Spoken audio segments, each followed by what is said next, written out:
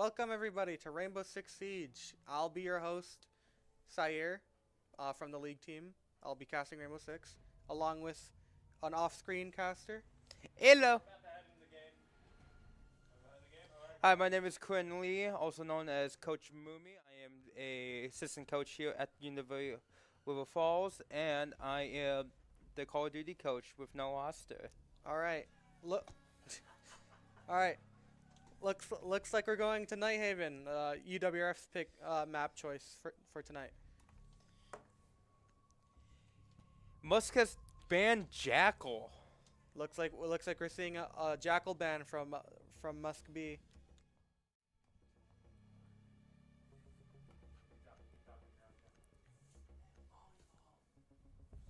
And UWRF bans Dokkaebi.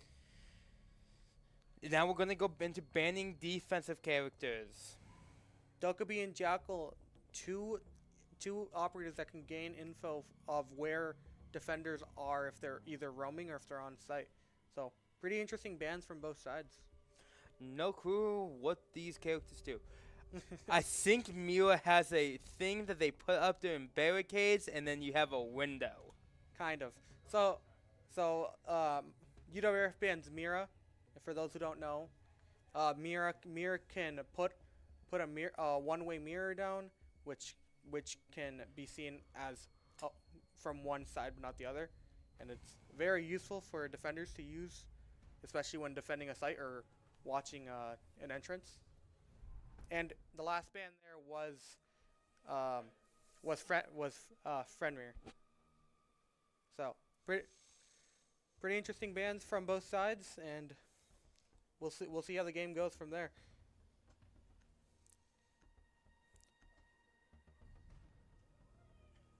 Musk B with the Mute, Azami, Cade, Jaeger, and Frost going for an all-around team, with UWRF going with a Capitao, Ying, Ram, Gridlock, and Ace.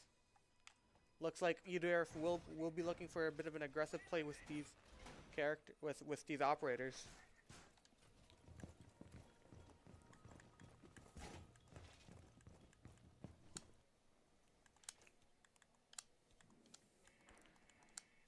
Right now we're in the drone phase. This is all defenders right now, except for attackers on their drones. But we'll see how the action starts. Maybe we'll see some immediate action from the side of Musk B with a spawn peek, or maybe not.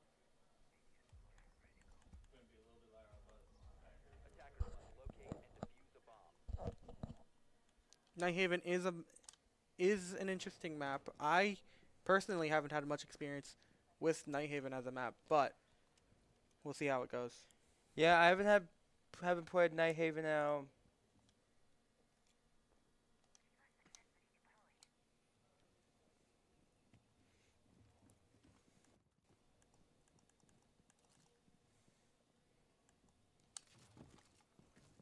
Chesney looking like she's going up top. See if maybe can get those angles, telling the team what to do.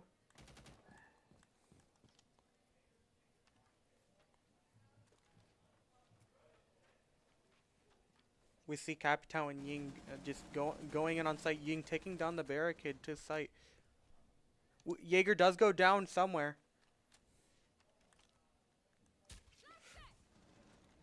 Looks like UWRF are just gonna send a lot of gadgets through that little choke point.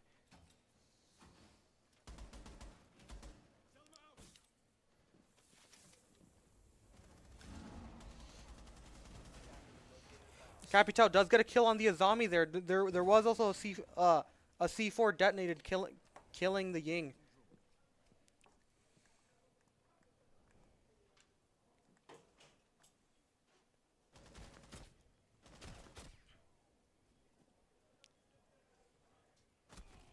Kai does down the Capitao, but does he know about the Ram over there? He does not, and he goes down. Capitao is saved by the Ace. We still have Frost and Mute somewhere on site. Frost does take down Ram. And he takes down Capitao. This is a 2v1 situation. Ace does down the Frost, but he has no idea where Mute is. Mute reveals his location. Mute picks up the Frost. This is still a 2v1 situation. Will Ark be able to pull this off? It's gonna be very difficult. Frost does die.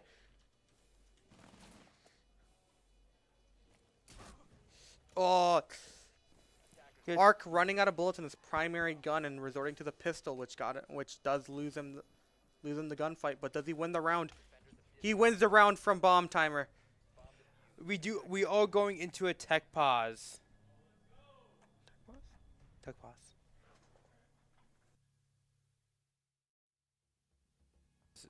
One of the players can't.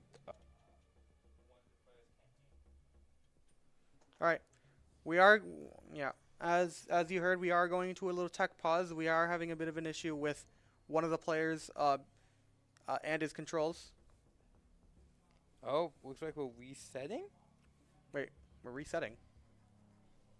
No. I think he's just resetting his computer.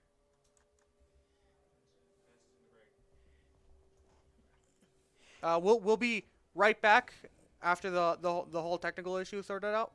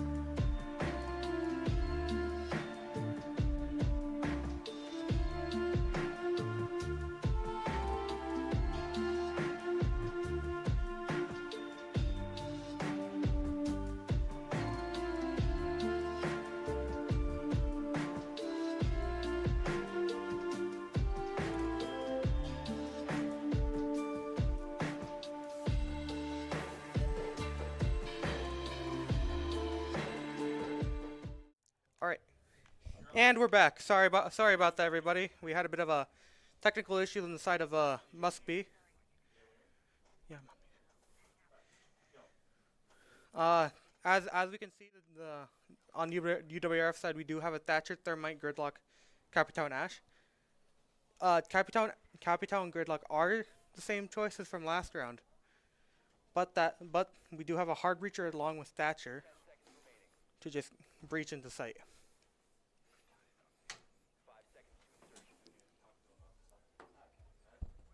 We do have a we do have the same operator choices for Musk B though. So it'll be interesting to see them run this back on a different site, or is it the same site? I cannot tell. Like I said earlier, this map is very new to me. Capitao and Ash do seem to be just going in.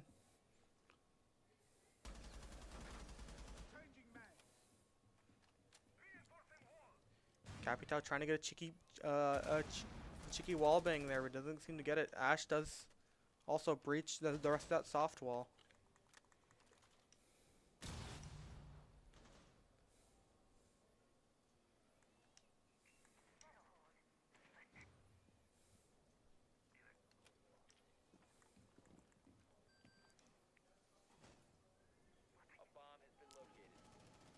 UWRF playing this a bit slower than last round.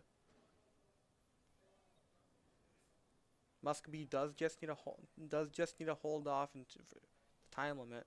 They do have Frost and Jaeger, which can inhibit their ability to get onto point, along with the Kaid to just stop that thermite from hard breaching anything.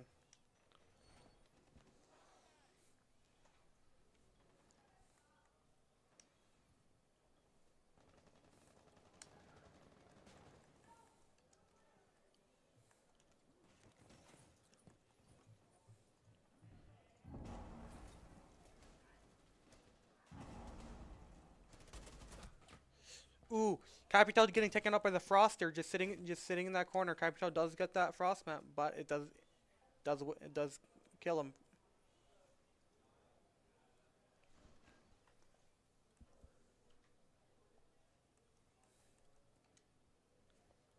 Ash is very low. I don't think Ash can take many of these risky fights anymore.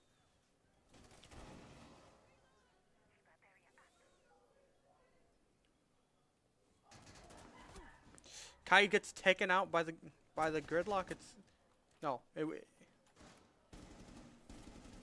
It was by the thermite.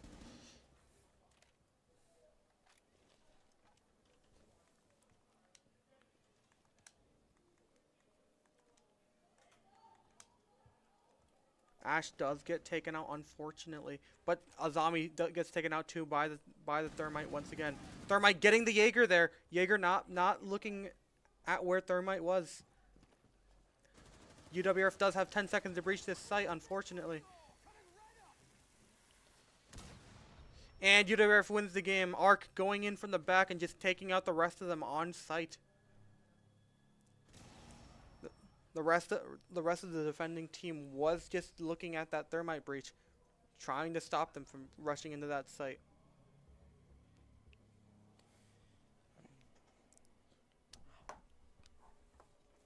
Great round by UWRF.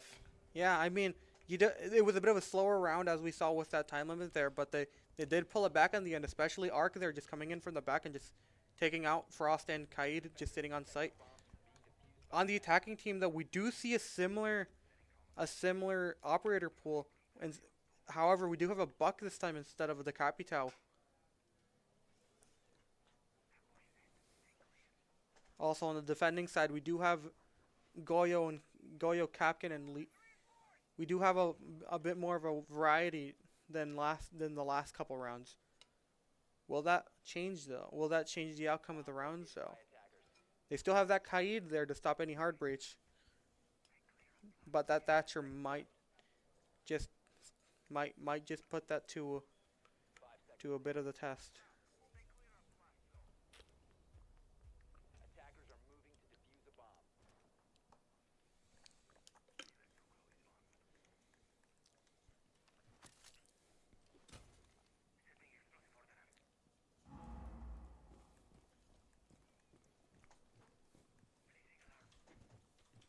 Does seem to be another bit of a slower push on UWRF side. No hard rushes here.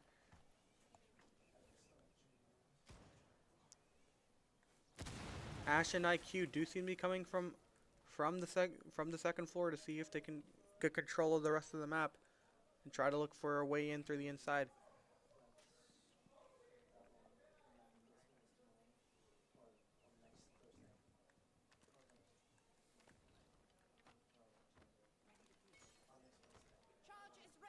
Ash and IQ do reach the floor, trying to get some vertical angles up here. Will it work in their favor though, or will they get picked off from from the first floor by the defenders?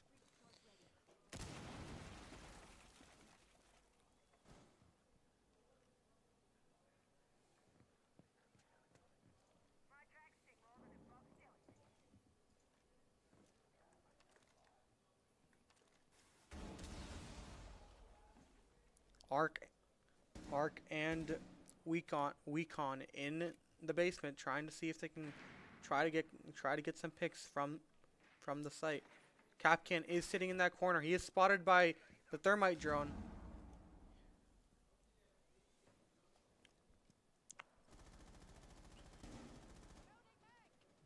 Kaid seems to be spotted by the group on the second floor.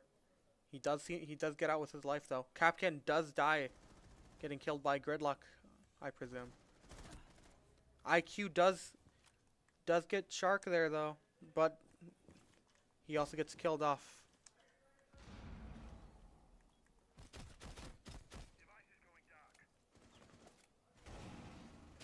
UWRF putting a lot of pressure on these operators on site.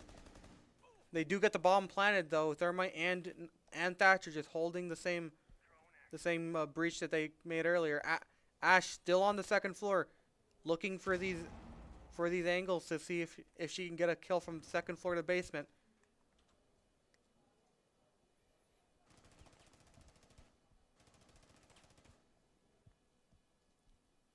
The defenders do have to push the attackers now. Goyo does go down to to Thatcher, I mean.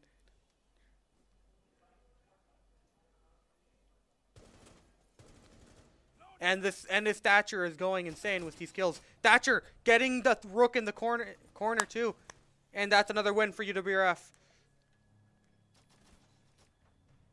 Good plays all around from UWRF there. Getting multiple angles to kill the rest of Muskingum there.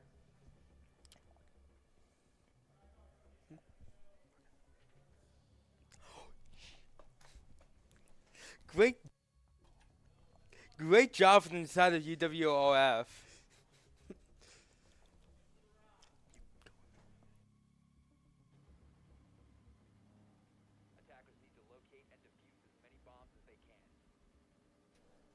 Alright. Once again, a similar operator pool with the exception of Stoy again. Looks like UWRF does seem to be going for the same action plan here of getting control of second floor and just peeking through those floor holes that they make. They don't have the IQ this time though, so they can't spot enemy gadgets. And Muskingum having the Vigil this time. Vigil could possibly prevent this UWRF play if he can get the picks off before he is spotted.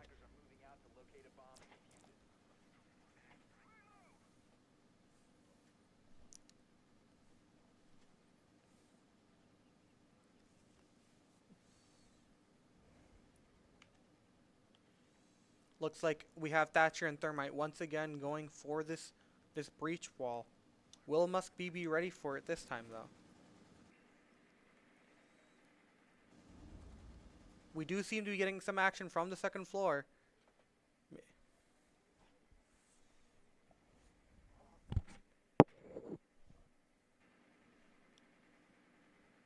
Vigil is still somewhere on this map. I don't think UWRF has seen him at all.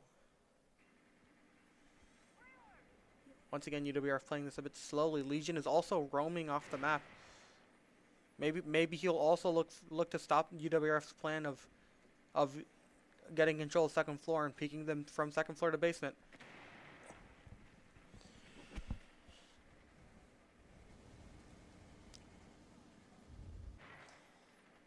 I mean, the way that they're set up is pretty good. Yeah, they do have the Vigil there though to try to stop the same plan from happening. This time the Thermite breaching both walls to just get more of a peak advantage. There was a Goyo there igniting the floor. Thorn is taken out by someone, and Thorn trying to take out this second floor rush, and just getting killed for it.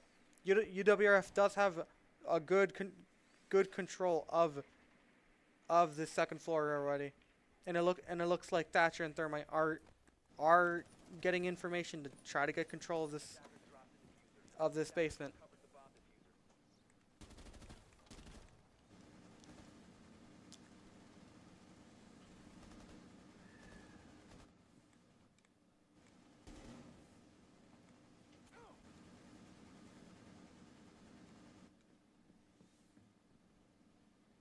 Vigil is still roaming around. I don't think he's been spotted by UWRF at all.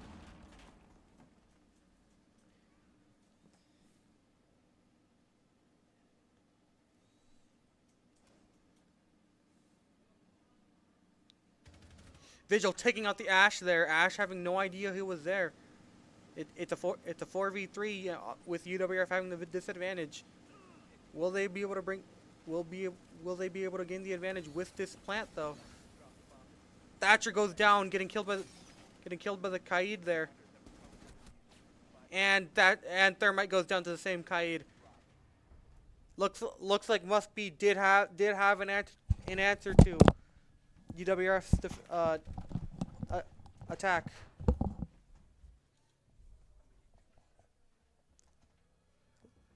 Yeah, UWRF trying to pull off the same plan they had in round 3. However, this time Muskbe did have an answer to it.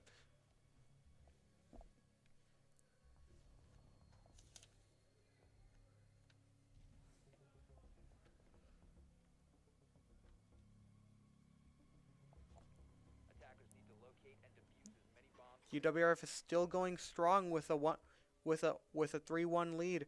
However, they need to keep up this advantage as defending could be a bit more difficult for them.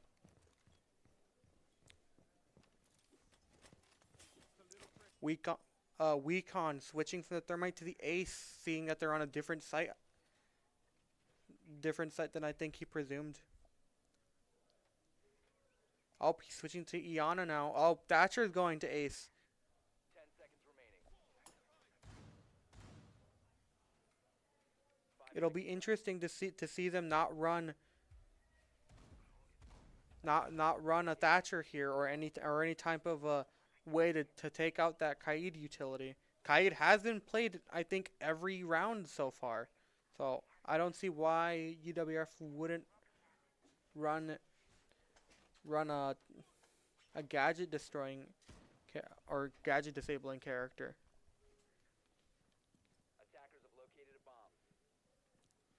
It does seem like UWRF did not see the bomb in droning phase, but I presume they had an idea of where the bomb was, judging by them switching their picks in the pick phase.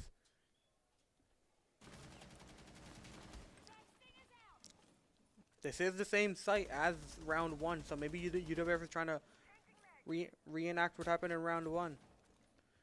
We do have the Capitao again, and the Ying. This does seem to be like a mirror match for round 1 too. They do have the Jaeger, Frost, and Azami again. Ying just flashing the entirety of A site. And Capito trying to get a kill on Kaid there. Kaid does live. Yeah, this Capito and Ying are just putting a lot of fire in there, and Ying takes out the Jaeger. Jaeger trying to get a peek of their feet there from prone. Doesn't seem to work. Kaid tries going for a C4, but is taken out by the Ying. Iana coming in from a different angle. It is only Frost and Legion left. Legion does down Capitao, but Capitao does live due to the Ying being there as well. This does seem to be a free site for UWRF. This Frost is on B site, and she is a bit pincered between all of UWRF's living players.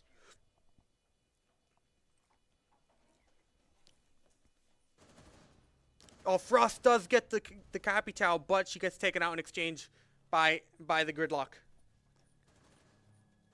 Yeah, in that situation, there were just too many angles to peek. It was very unfortunate. It was a very unfortunate situation for that Frost there. UWRF once again just going in hard with these, with this site. As we saw in round one, they did practically the exact same thing they did in that round, and it worked out very well for them there. And it looks like Muskingum tried their best to hold it, but they just repeated the same thing in round one. They have picked the first floor site though. This is different from what we've seen so far in this game. They do still run the Kaid, Azami, Legion, and Frost though. The Rook is a bit different. We have seen this Rook before in this match though.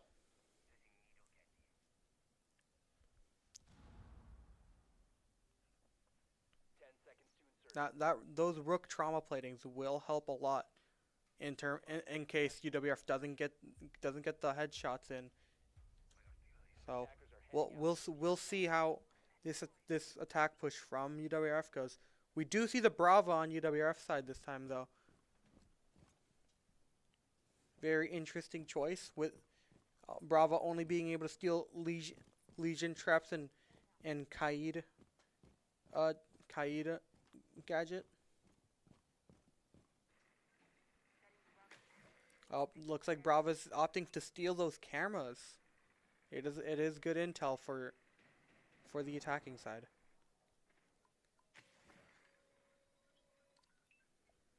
Three cameras are taken by Brava here. Will Muskingum realize that those cameras are taken though? Oh, and the buck goes down to the Rook. Rook just holding second floor, I believe it is. And Ram and Ash are taken out. Weak on getting the headshot on the Rook there. But they are down 3 people compared to 4 on Muskingum's side. This will be a bit tricky for UWRF.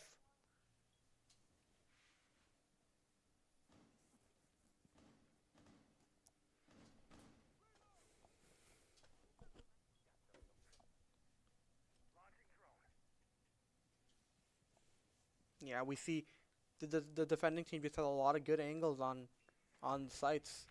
Oh, but Brava takes out the Kaid there.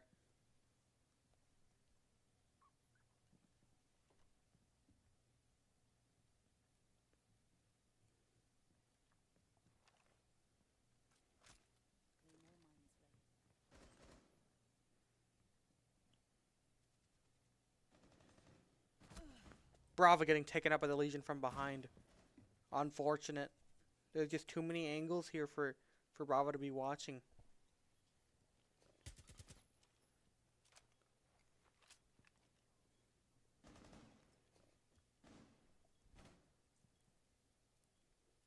Frost does seem to be trying. Not Frost. Thermite does seem to be in a bit of a situation as he is in a 1v3 right now. All the defending team needs to do is wait and not give him any kills. And Thermite gets taken out by the Azami. Yeah, it's a very hard situation there for UWRF. Losing 3 people so early in the round.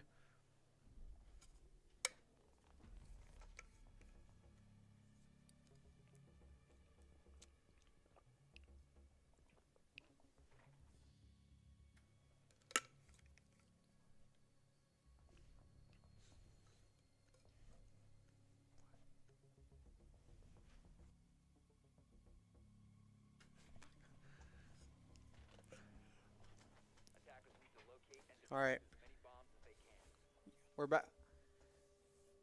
UWRF now defending. We'll see if UWRF can hold defense better than Muskingum can here. Muskingum does seem to be going a similar composition as UWRF in the attacking phase with the Thermite, Thatcher, Ace Ying, and Gridlock here.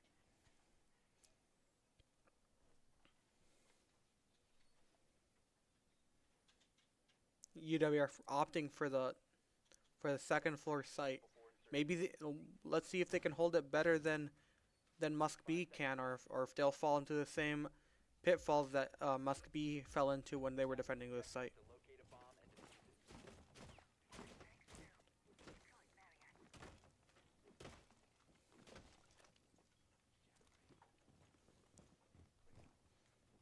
and UWRF are running Thorn and a zombie here to slow down the attackers' entrances, along with Mute to just take out those drones before they can spot anyone on site or around.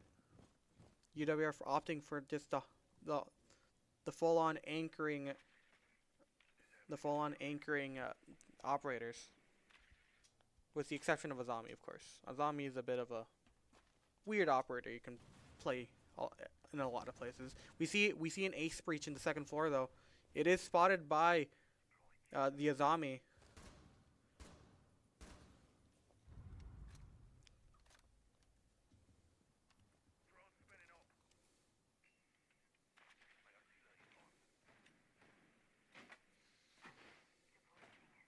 attackers have located a bomb.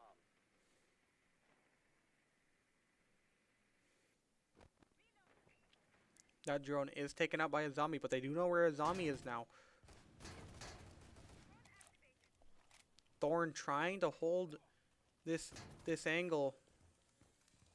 They are able to hard breach, but Thermite is taken out by a Thorn trap. Unfortunate for them that they didn't see it.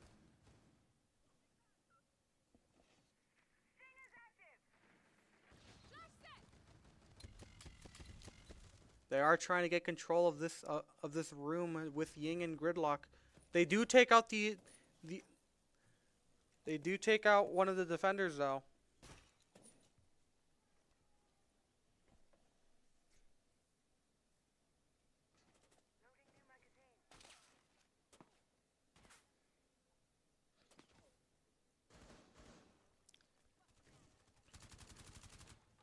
Muskby does need to speed up their entrance to site though. They only have 40 seconds left on the clock. UWRF is doing a great job holding this, and Thorn is taken out by a Gridlock there.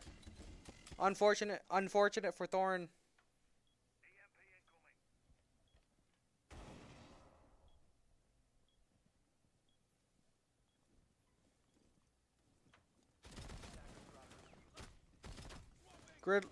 Gridlock getting on site.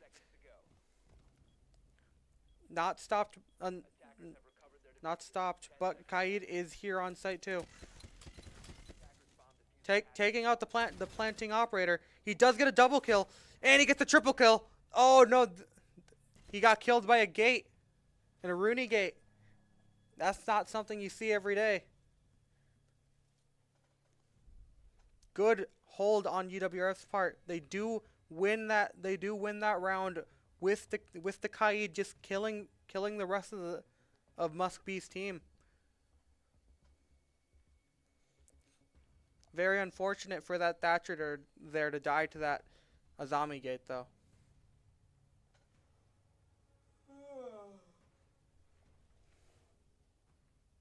Defenders, protect your bombs from being defused by attackers. All right, we're going to round two of UWRF defending. They do pick the basement site. This was a good site for UWRF the first time around when they were attacking this site. However, the second time around they did lose, and maybe they can hold off this site for more than one round, or they'll just lose and give it up. 10 seconds left before insertion. But we'll see. Musk B is running a Thatcher Thermite, looking to try to get to breaching the basement like UWRF did on their attacking rounds. We do see a Gridlock and Ram though. Looks like that Ram, it will try to go for a second floor or first floor peek holes like UWRF had done earlier in the game. must be trying to hard breach, but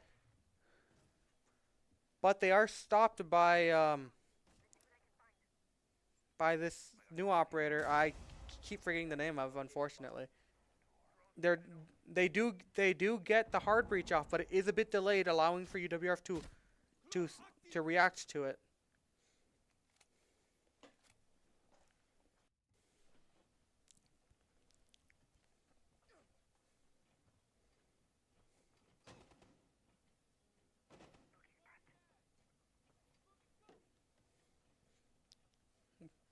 Kaid trying to hold off this Monty from getting into sight, though.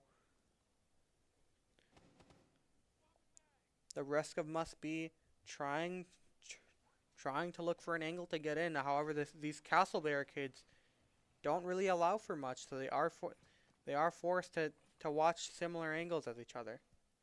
We still do have that ram on the first floor, though. Maybe we'll see some shenanigans happen on the first floor from ram. Thermite opting to try mailing down that castle. Attackers dropped the diffuser. Ram getting killed by an operator on the defending team, and another attacker is taken out by another defender. I think it was either Valkyrie there.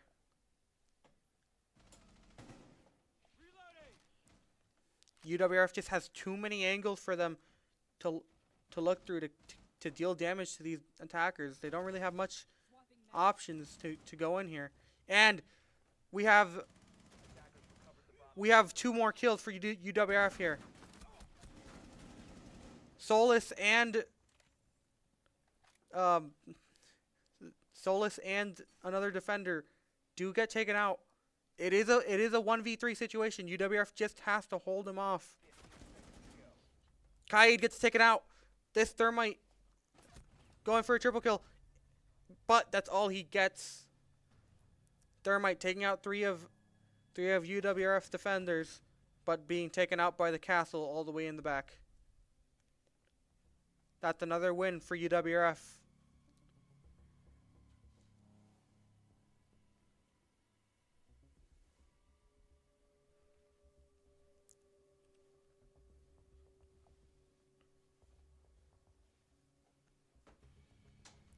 UWRF opting for a very similar operator choices from last round. We do see a Goyo here instead of the other operator. I keep forgetting. That Solus did take out the roaming ram last round. So we can see the Solus roaming once again.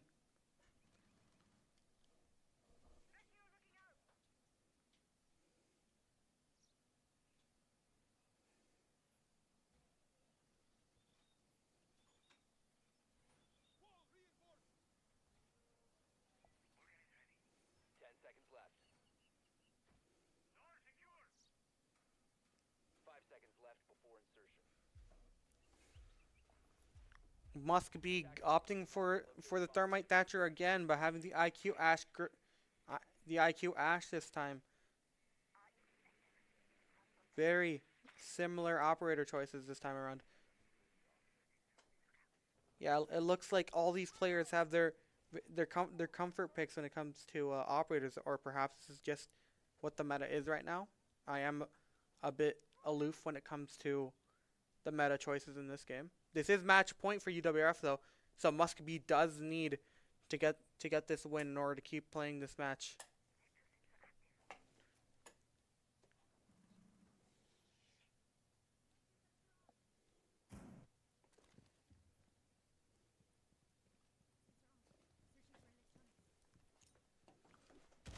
Solus and Valkyrie roaming on the 3rd floor.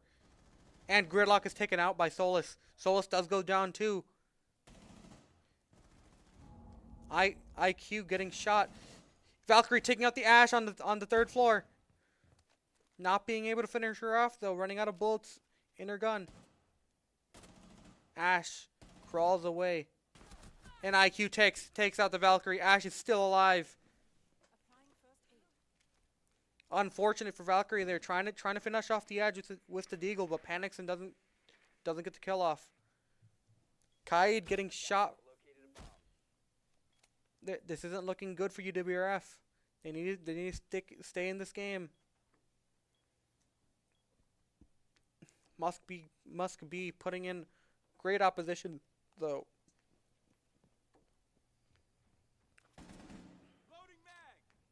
Castle is spotted by an attacker drone. All UWRF needs to do is hold off their attack. The issue is though they do still have that Ash alive. Ash could look to peek from the second floor into the first floor.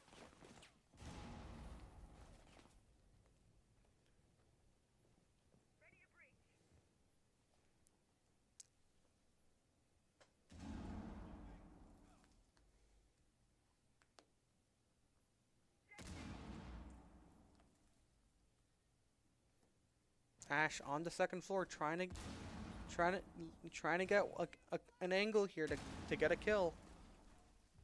Attackers dropped the diffuser. Attackers recovered the diffuser. It's a 3v1 situation. Castle and Kite are taken out by the attackers. Thermite is planting the bomb though. Goyo has to do something here. Goyo gets the Ash, but now he has to get back to site and take out the next defenders. I mean attackers. Goyo is spotted by that Thatcher though, and he gets taken out by the Thermite. Unfortunate for UWRF, they're getting taken out so fast when it came to that Kaid and Castle.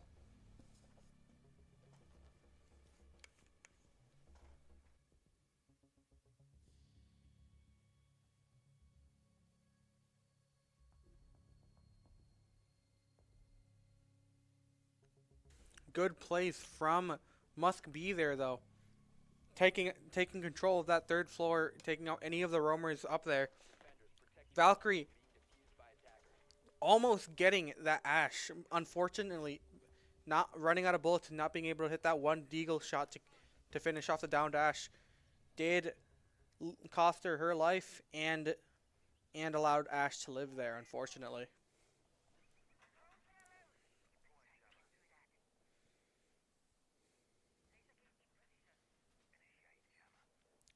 UWRF opting for a bandit mute this time.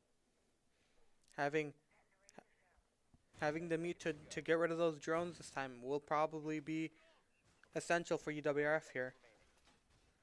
As well as the bandit to stop that Thermite hard breach from coming in. Muskby has liked using this Thermite and Thatcher combo here to just take out any gadgets blocking a hard breach and just hard breaching into a site.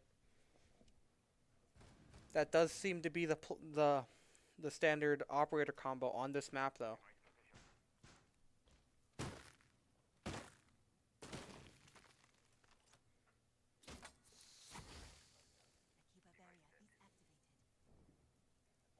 Azami setting up a little trap there. Well, not trap, but a little wall there to see if she can get an angle on potential hard breach from Thatcher and Thermite here.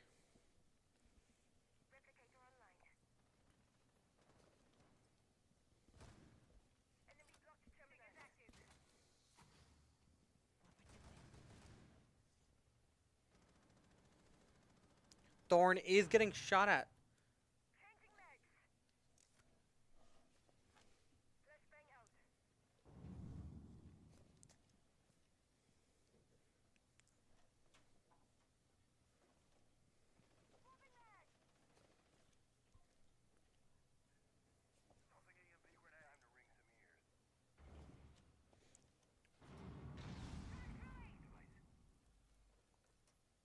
Thermite and Thatcher trying to hard breach. Thermite using his last hard breach and not being able to hard breach here.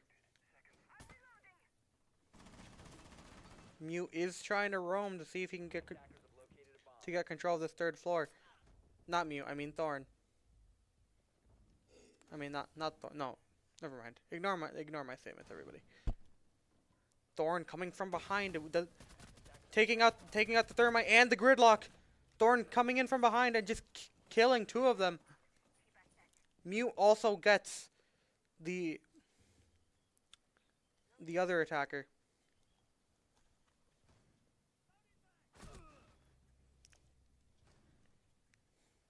And Zombie gets one more attacker on the side of Muskby. This isn't looking good for them. This is match point. Ace isn't very healthy right here. And UWRF does have control of the diffuser. And Ace gets taken out, winning UWRF the game.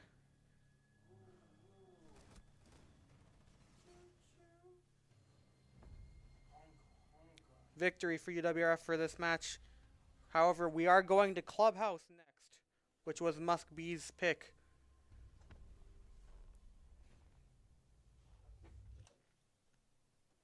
We'll be back after this short break. We'll be back.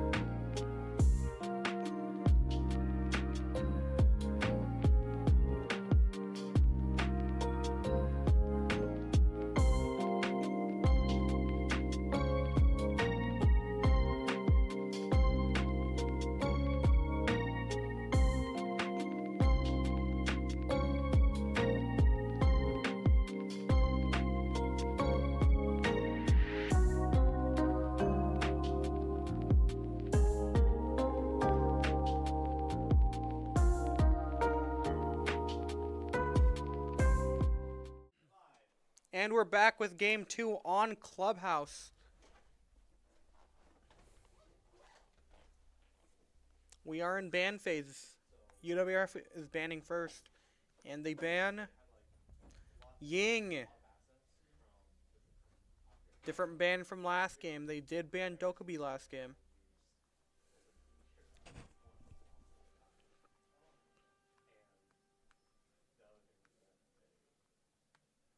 Musk will ban Jackal. I mean, standard Jackal ban. Jackal is just an annoying operator to deal with if you're playing as a roamer. And it did seem like UWRF did like playing a bit roaming with the Solus pick, as well as Valkyrie sometimes roaming as well.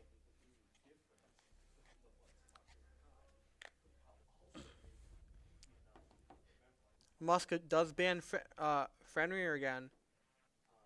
This looks like Musk is just sticking with their bans from last time. Honestly, they're safe options. Fenrir is also annoying because his gadget does nearsight you, and Tubaro is I'm not gonna bother pronouncing that again. That operator is banned again, or banned this match.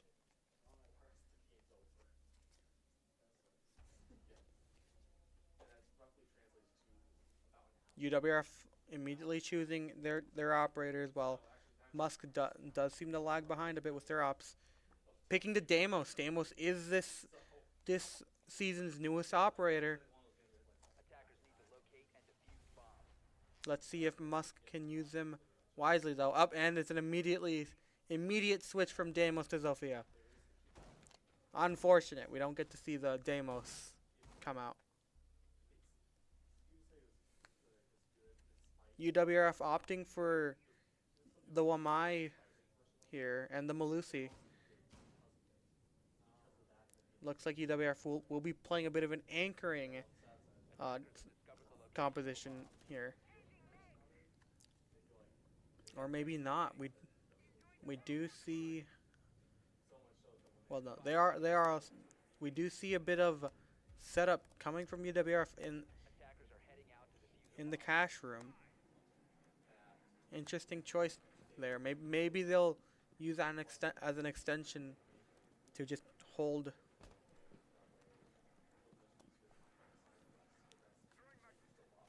Musk running the Thermite Thatcher again. Thermite Thatcher, very popular. But they do see the Mira there. Mira is... Oh, the Mira gets punched out. Mirror of Mirrors can get punched out now. So can Maestro cams and Bulletproof cameras.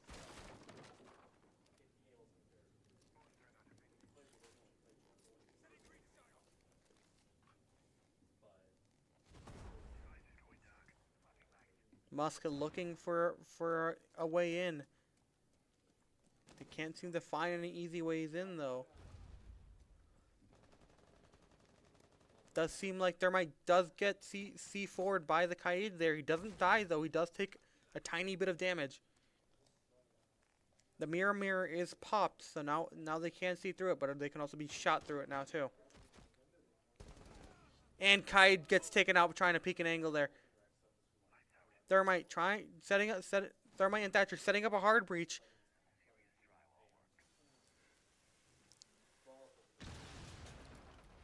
Mira is there to watch them, though. This will be a risky breach to go through.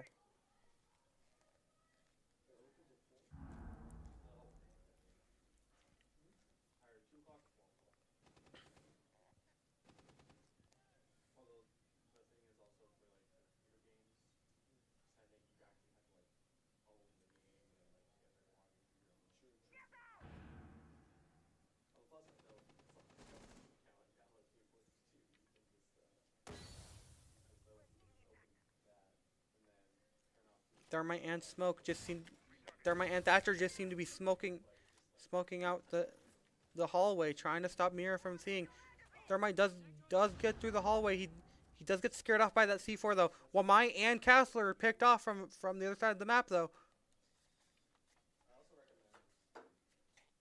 This isn't looking good for UWRF here. There's too many angles for them to watch. While Musk is just coming into these rooms and taking out UWRF one by one.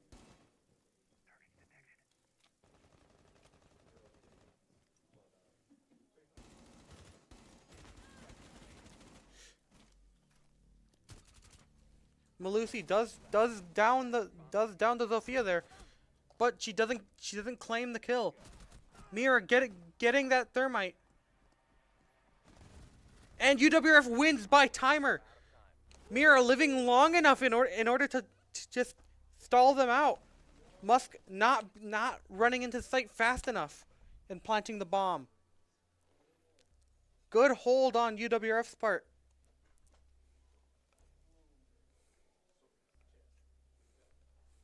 A bit of banter coming from the side of UWRF. But good plays all around from UWRF there. Especially from that Mira and Malusi there. Both just opting to hold the site as long as possible, and it worked out for them in the end. Buck was trying to go in there, but it was a bit too late for him to get the kill. UWRF does opt for the basement this time though.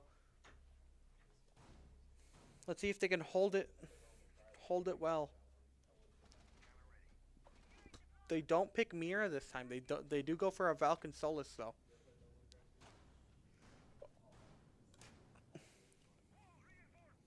Kaid is still picked, probably just because of his general good utility. 5 seconds left before insertion. Reinforcing the tunnel. Also, Castle walling the tunnel. So going through tunnel will be a bit of a will be a bit time consuming for Musk there. Will they opt for it, or will they just decide to go through the old-fashioned stairways?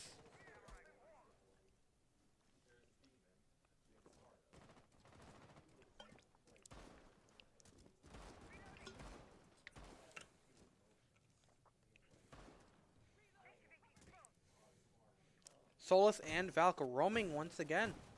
We did see this. We did see them roam together last game. Will it work out for them though, or will it be the same? They are spotted by a clone, by the hologram clone though.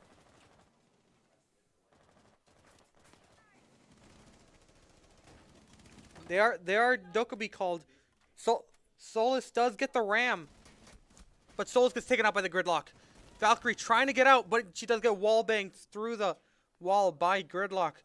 Solus and Valkyrie just caught out in a very bad spot there. They do manage to take out Ram though. That was quite a useful pick for UWRF, as Ram can just break a bunch of the floor in order for Musk to get an angle from the first floor to the basement. So good pick for UWRF there. Unfortunately, they did lose 2 players though.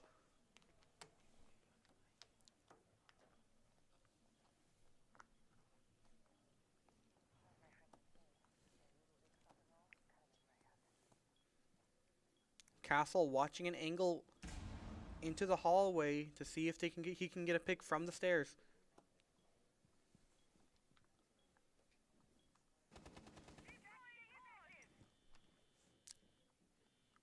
They do manage to down one of the attackers.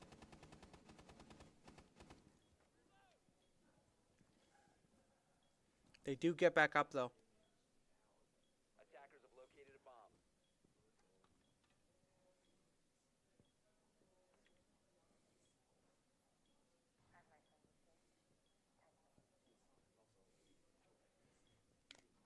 Iana is left on very low HP from getting down there.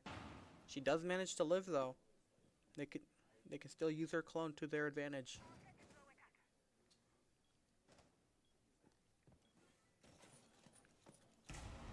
Gridlock breaching in, trying to breach into the site there. They do smoke it out.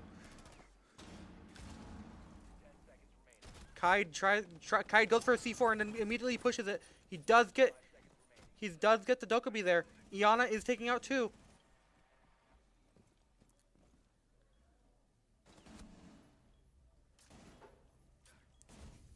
Oh. UWRF going for a little team kill there from the mute side. He does get the gridlock. He accidentally team kills his teammate Kaid there, but he does see the Habana planting in the corner there. Good work from UWRF there. A bit of an unfortunate kill there for the mute, but it's an understandable kill there. Honestly, dead weight if you ask me. I'm only kidding, of course. UWRF opting for the Wamai and Mira again. Did work pretty well for them last time. Musk opting for the double hard breach. I assume that one of those is going to be switched out, and there it is. The Hibana is switched out for the Thatcher there. They do opt for the second floor cash room site. It will be a bit difficult to hold, especially since the Musk B is running that thermite Thatcher again. They don't really have any good breach denial like Bandit or Kaid. They do have the mute to stall it a bit, but mute isn't as effective as Kaid or Bandit in my opinion. However, mute is useful for stalling or taking out drones. Musk does go for the Grim and Osa here. We did see the Grim in previous rounds, but Osa is a completely new pick we've seen tonight. Castle has his castle a lot of things. Mute tries to mute trick. It looks like it. It doesn't seem to work out for him though. As you can't really mute trick. That doesn't exist, I don't think. Or they were trying something else and I'm just ignorant. Wamai trying to go for a kill. Wamai gets picked off though by Zofia. Almost getting to Zofia there. Unfortunately, Zofia does get a headshot on the Wamai there.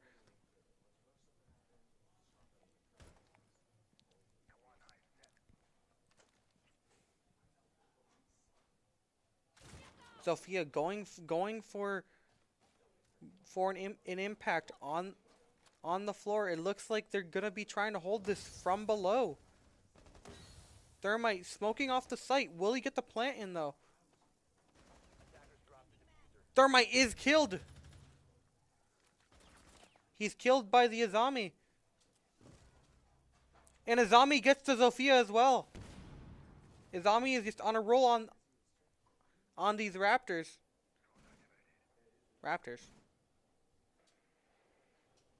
Yeah, I said what I said.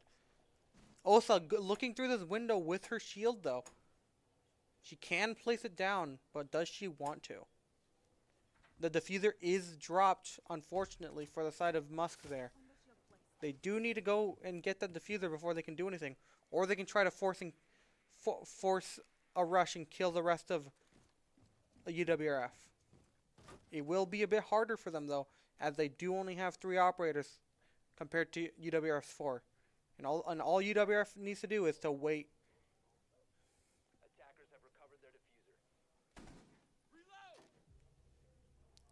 Castle trying to go for a headshot there. Azami is taken out by the Thatcher, it seems, though. Unfortunate there.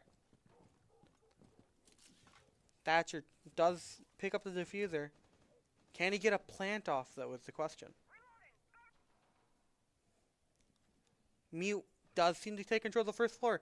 He's using Musk's floor holes against them. Do they know about Mute, though? Mute is spotted by Thatcher, but Thatcher is killed by Mira. Thatcher getting cornered there. Castle taking out the Grim.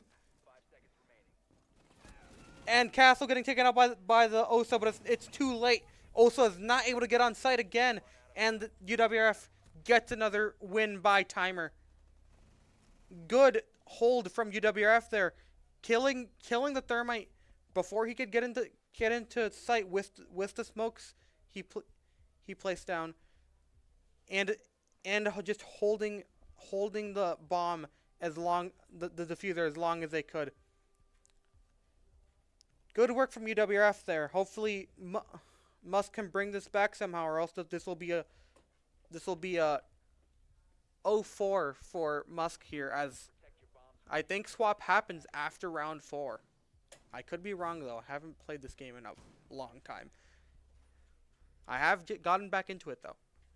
I am starting to get back into it.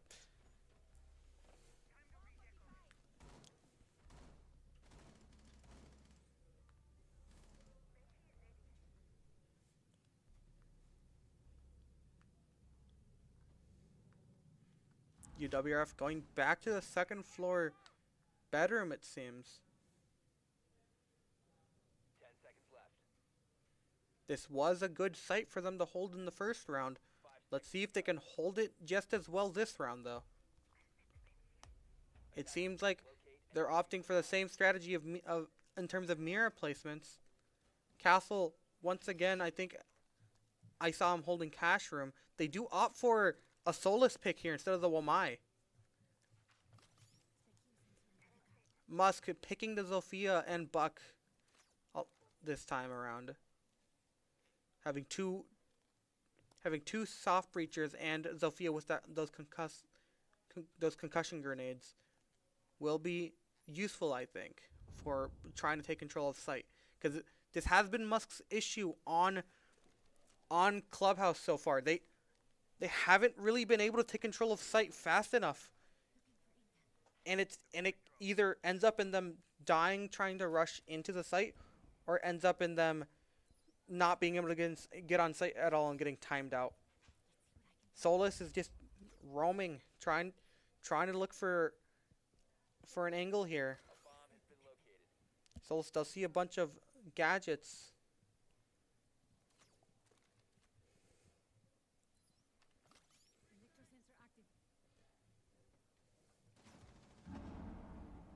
Castle is taken out by the Buck.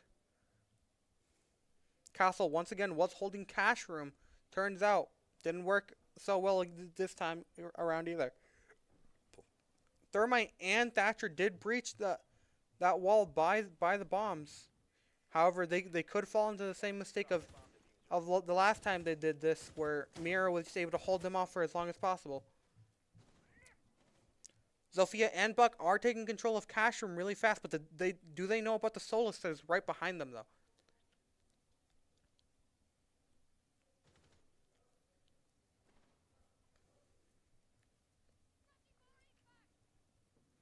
Solus playing this as slow as they can to not give up too much information.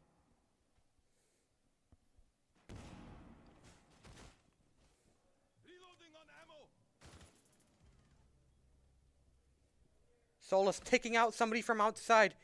It was Gridlock. Gridlock was holding those windows, but they didn't know Solus was there, leaving Solus to take out that Gridlock. Malusi is killed here. I don't know by what is the issue. Mira is trying to hold off this Thermite. Kaid is killed.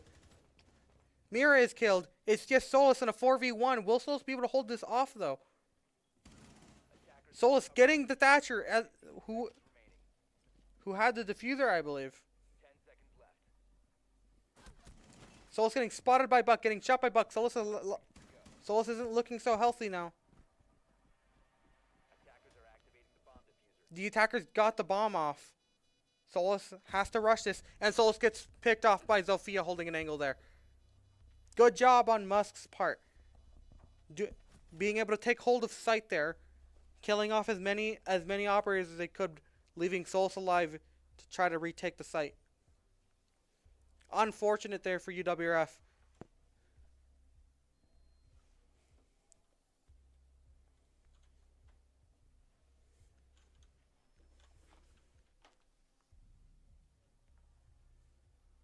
Yeah, it just seemed like UWRF was just picked off too quick, not too quickly, but one by one as the attackers came in from multiple angles. We did see Zofia and Buck not roam, but come in from behind in cash room, just drawing the attention of a lot of defenders. This did lead to the death of Castle and Kaid. So it is still defending side for UWRF. They did opt for the basement site once again. 5 seconds remaining. Attacker's objective is to locate a bomb and defuse it. Musk opting for the double hard breach here. UWRF does run Kaid and Mute this time though. Yeah, Musk running double hard breach, double soft. Well, I'd say double soft breach, but Ram isn't really a breaching champ. She's not champ breaching op. She's more of an op that takes control of floor and then takes out the floors from above to get some angles from let's say the first floor to a basement.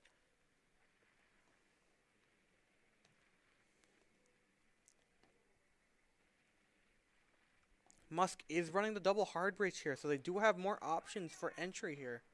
They don't have the Thatcher, unfortunately, this time, though. So they don't have any way to take out those Kaid or Mutes.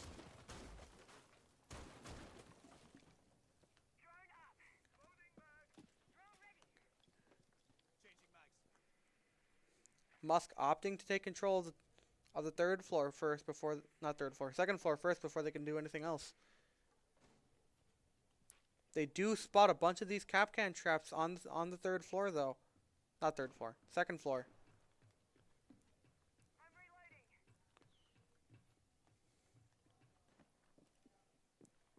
Musk having full control of the third floor here. Not second floor.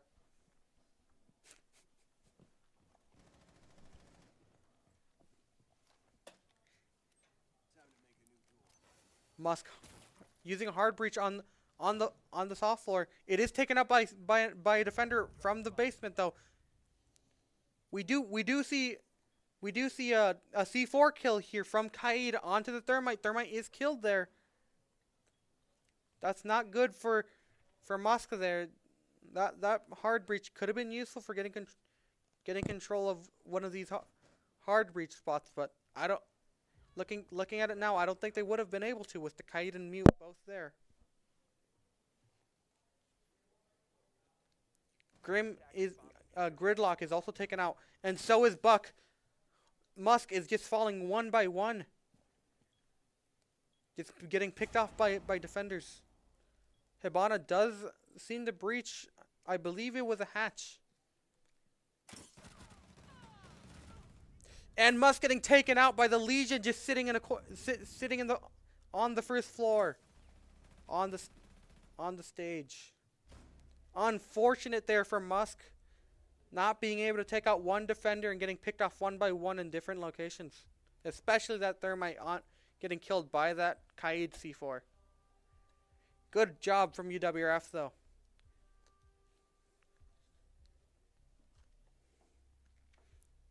We do see a side switch though. It's UWRF attacking now and Musk defending. Maybe Musk can get the lead here from defending, but we'll see. They do opt for the Frost Jaeger and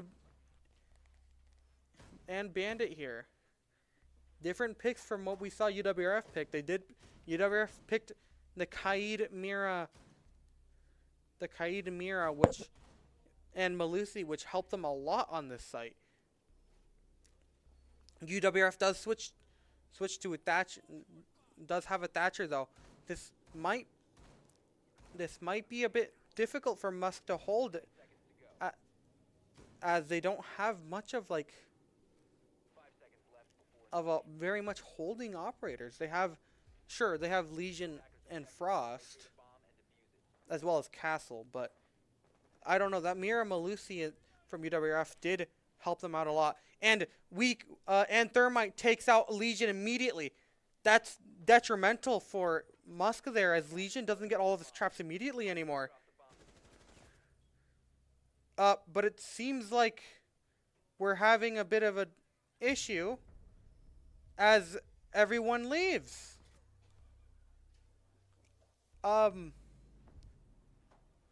Oh, it seems like Musk forfeited.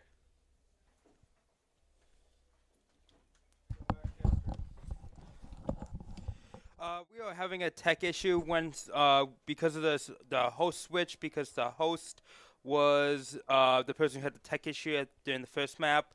There was a mix-up on the game settings, so we just have to go ahead and restart the match. We have to restart the whole match?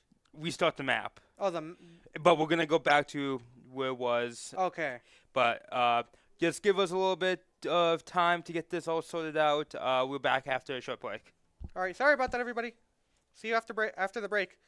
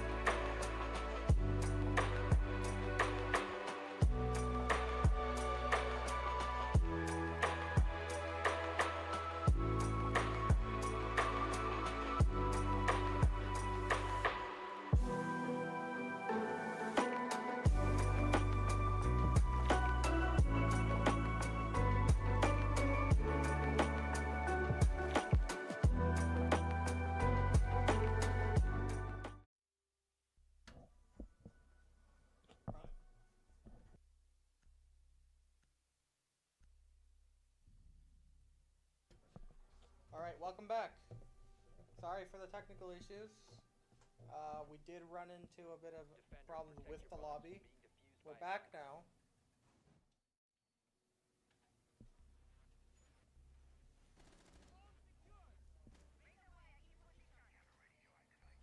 We do see a different... Oh no, right. If just for a recap, it is 4-1 for UWRF, and they did just switch sides from defending to attacking. So we'll see if Musk can hold these sites together. 5 seconds remaining. Attackers must locate and defuse the bomb.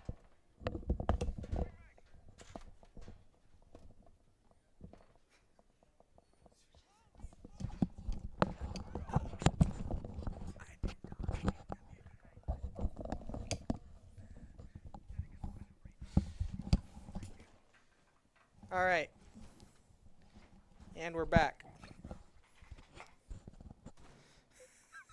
Attackers have located a bomb.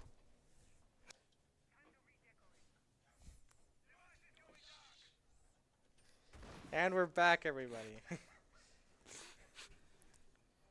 recovered the bomb diffuser.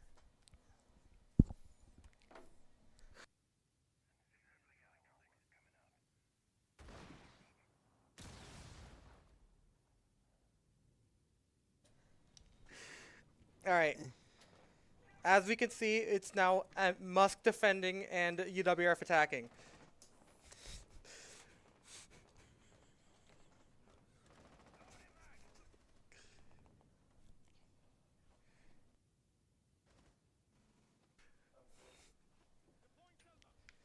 Welcome back, ladies and gentlemen, the non-binary pals. Quinn is back. We're seeing a bit of roams from the defending team here. Quite a bit of roaming here. Quite more usual than what UWF is used to. This is Musk defending. Musk is defending. This is. We do have Izami watching the rafters. This is pretty typical of Izami ever since she came out.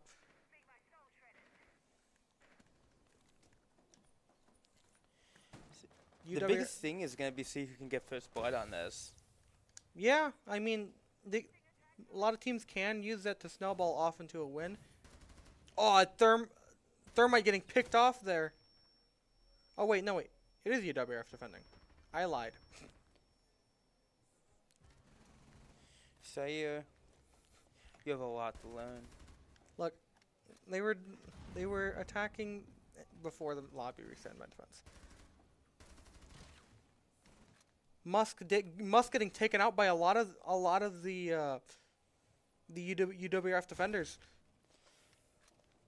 Azami's still on these rafters, just holding it.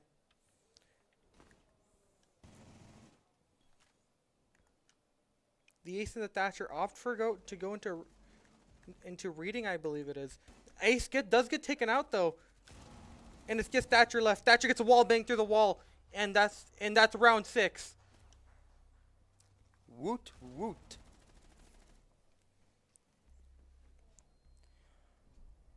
All right. Now we're gonna switch sides. Now it's switch sides. Sorry, I thought it was switch sides earlier because of the whole lobby mix-up. The lobby mix-up was because they switched sides. You know what? I don't care. It's okay. Let's see how Musk can defend this. UWRF did phenomenally during the defending phase, but let's see if they can perform just as well for these next 2 rounds. If they want to win for these next 2 rounds in the attacking section. Sorry for the mix-up, guys. We're just having a little scuff stream tonight. A little. Only a little. Just an incy little bitty. All right, we are seeing the castle again. Castle very popular, as we've seen throughout all of these rounds. Castle is becoming more meta. You didn't see Castle for a bit, but now you're seeing Castle and a lot of Yeah, I mean Castle can just wall off an area and just make it so much slower for an attacker to make it through if they don't have like a breach, any sort of breach operator like Ash or even a breach charge. I know it's I know it sounds weird, but breach charges aren't such a commodity anymore for a lot of operators. We do see Thatcher having a breach charge though.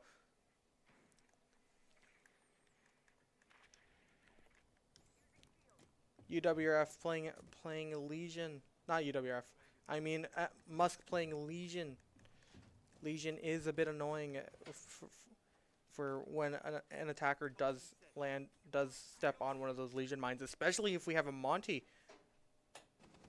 Monty, when it comes to Legion, just isn't great because once the Monty steps on a Legion mine, he has to back up, and if he's in a situation where he can't back up, he just has to bleed out to the Legion mine.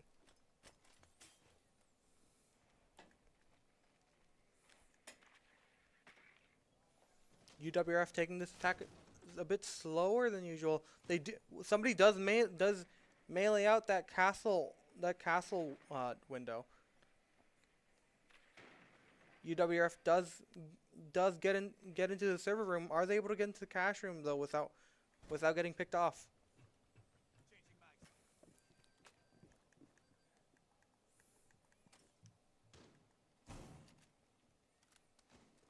We do see Castle. I think it's reading, I believe. And he's holding it very tight. Jaeger at half HP.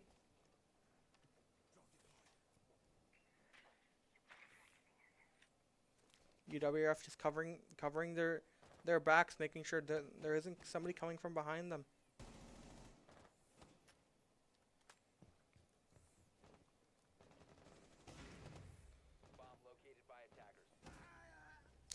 And Castle picks off the Monty through a little peek he had from the little Cubbian reading, I think it is. And Castle getting another kill. As we can hear from that scream, Castle was hit by a bullet. It is a very iconic scream for Castle.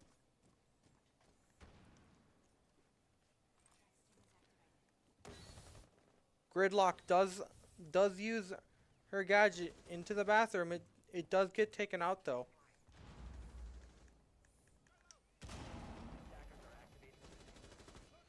Thermite getting the diffuser off and getting out with his life. Thermite getting picked off from the window, and that's the rest of UWRF dead. Musk does win this round, even though UWRF got the plant off. When it comes to that little area with all those windows, it's very risky to hold just due to how many windows there are to keep a hold of, especially with only 2 operators alive.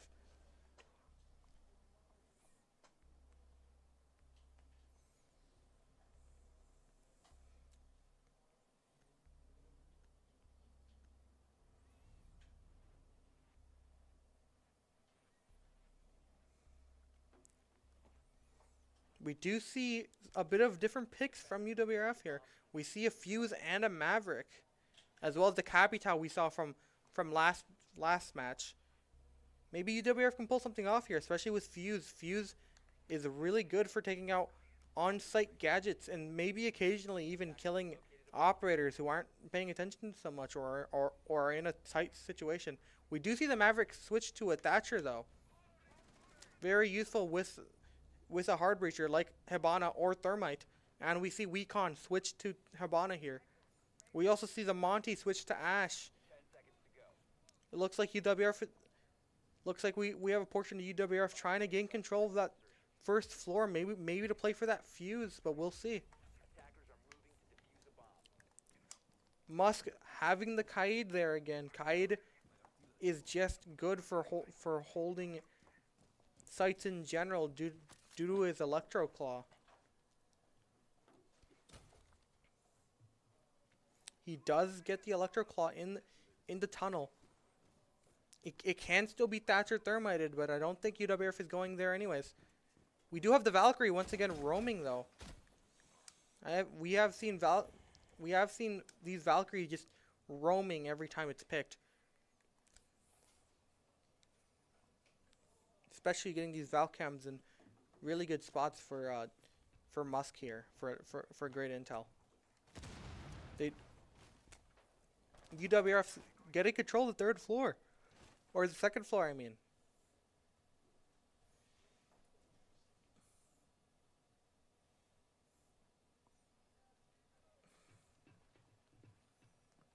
I don't think they know that the Valkyrie's sitting up there though. And they get double killed by a Kapkan trap. Unfortunate for UWRF there. Not checking their doors. That is Hibana and Capitao down. That means that they aren't able to hard breach any of the hatches anymore. That's devastating for UWRF there.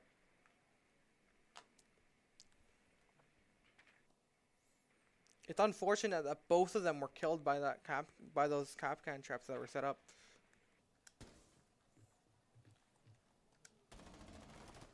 Valkyrie revealing her location, trying to pre-fire there. She backs up near the pool room, but Kapkan is there too. Maybe they can try to get something here. Valkyrie launching a C4, missing the Ash. Kapkan is killed though.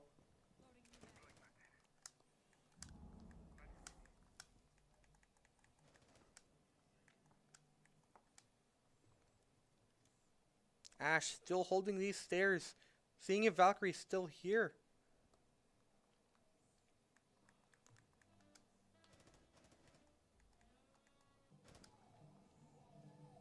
Valkyrie has gone to the red room, I think it's called. It's been so long since I played Clubhouse.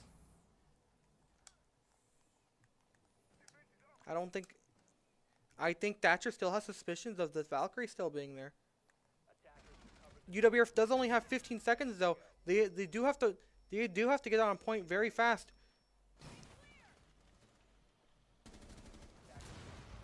Fuse getting taken out. Unfortunately, Ash doesn't have diffuser and she's not able to plant the bomb. That's a win by time for Musk there.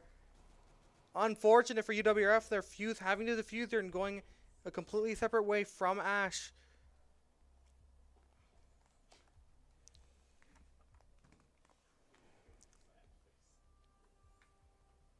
UWRF slowly losing the lead they had. They do only need 2 more wins, but it looks like Musk isn't going to give it to them easily. In fact, maybe Musk will bring this back and pull us to a match 3. I mean, this is by far a defensive map. Like, it's easier to defend than to attack. Yeah, it very much is, as we saw in the last half where we saw UWRF win by 2 timeouts. So it is a very hard map for attackers, especially, to just push these sites safely. Very interesting to see how Musk is holding this. Musk seems to be playing off-site. Like, there's no one on site. This is a strategy. This is a strategy used. Some teams do typically hold a site from the outside, not having anyone in the site. Let's see if it works out for Musk here, though. They did send Wamai and Jaeger into site, though.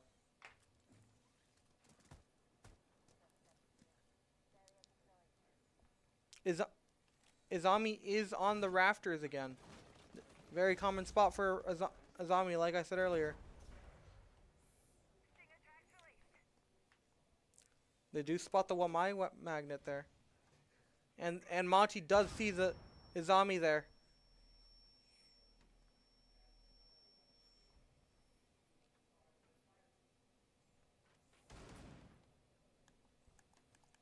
Izami just holding this position.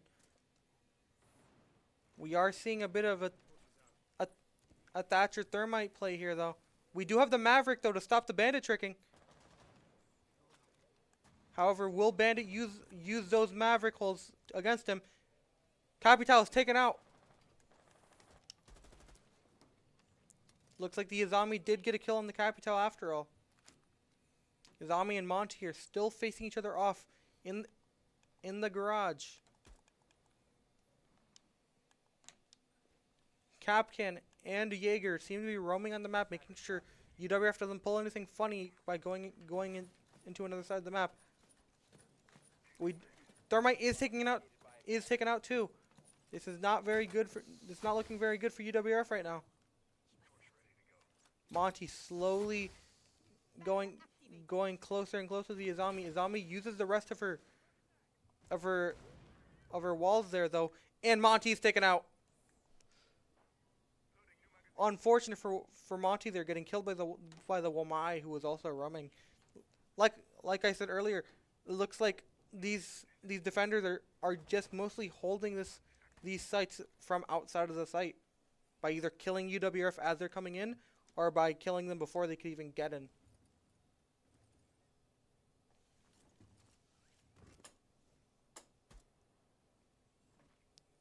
The UWRF did take out the Jaeger though. This isn't looking horrible for UWRF just yet.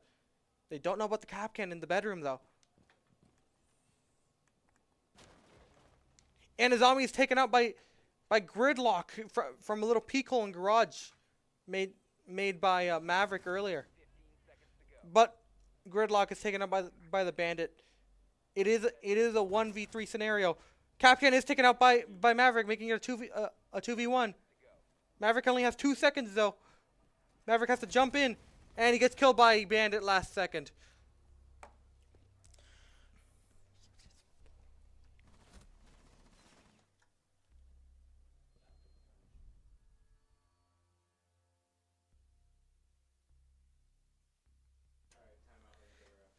And we're going to do a timeout, looks like.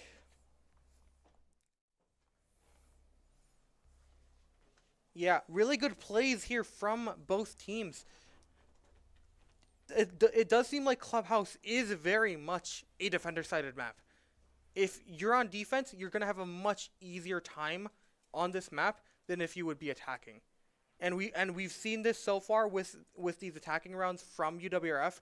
They did so well during the defending phase, but in this attacking phase, they are struggling very much with trying to get into sight in general and not getting picked off before they can even get to that phase. It seems like the timeout has ended though. UWRF going for the fuse once again. They are picking Osa this time though. However, we do see some similar picks from Musk here, having the Capcan Castle and Bandit. We do see the Thorn and Frost here though. I don't think this has been played by Musk yet on this map, but I could be wrong. I know we saw it earlier from UWRF though. At least I think I saw the Thorn. I don't know about the Frost. Yeah, Musk has brought this back. It is 4-5 now. Will Musk be able to win these next 3 rounds and send us to a game 3? Or will UWRF be able to gain back momentum in order to close out this series?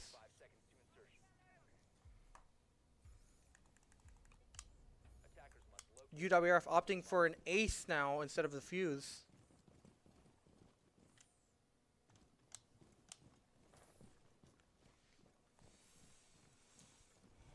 Oh no, we still have the fuse. I think they swapped out the thermite.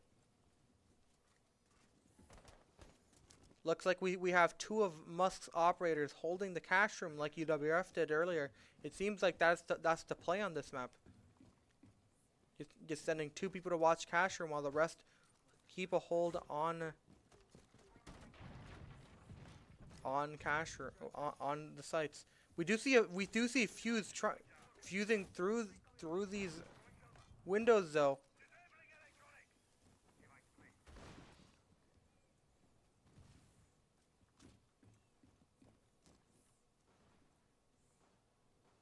Fuse trying to use the little hole he made. He almost gets castle there though. He misses the head and Fuse gets headshot through the peak hole. Unfortunate for Fuse there.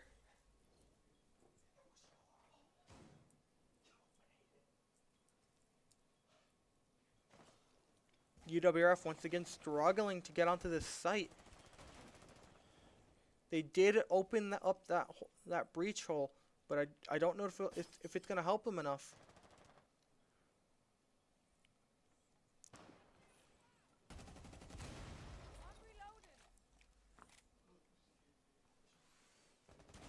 UWRF is trying to gain as much of an advantage here as possible, but Musk just isn't giving them any opportunity for them to make a mistake.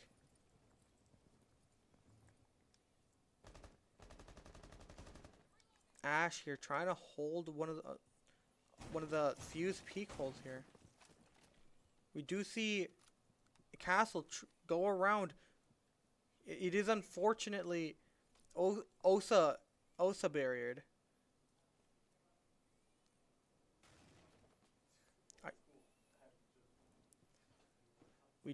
Ash does notice the castle, and Castle is forced to run away. And he reinforces the breach hole he made earlier. UWRF only has 30 seconds to make a play here. What will they try to do? Ash is taken out. This isn't looking good for UWRF here.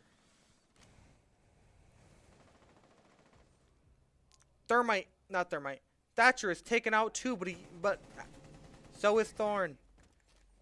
10 seconds left. Osa is taken out too. Ace is the last one left.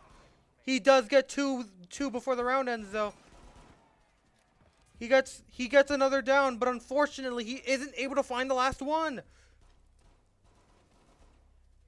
UWRF loses that round, and we're taken to, and the game is back to even.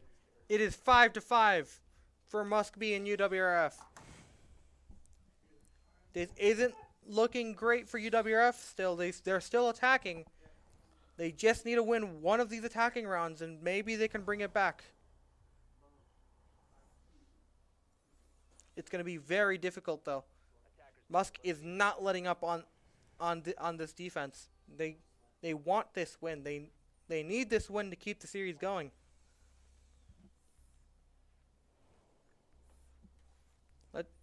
Let's see if UWRF brings anything to mix up everything that's been going on so far.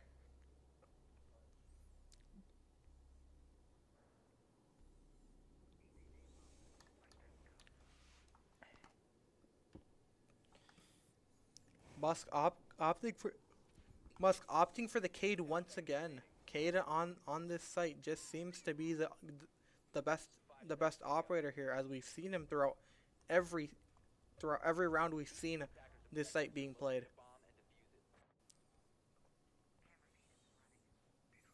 Valkyrie opting to...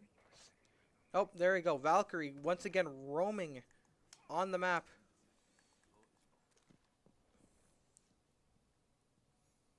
UWRF spot a little spawn peek hole from Kapkan. Kapkan does seem to run away though.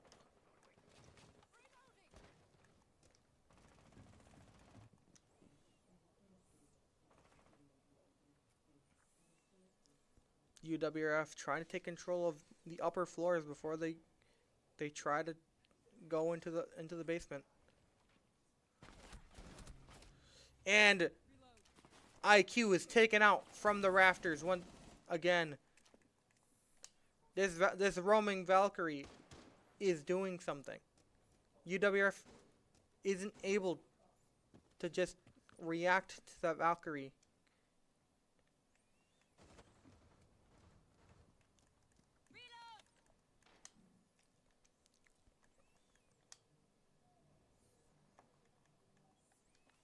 UWRF with 1:45 on the clock.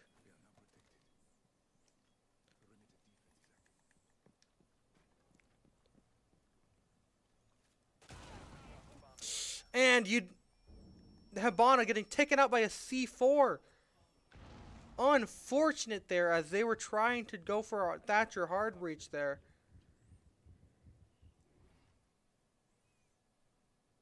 Looks like UWRF is going to have to go through the stairs into the basement.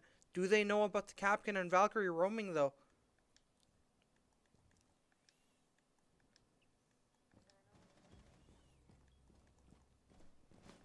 Kapkan is taken out by the Buck. But does Buck know about Valkyrie? And he doesn't. Valkyrie takes out Buck.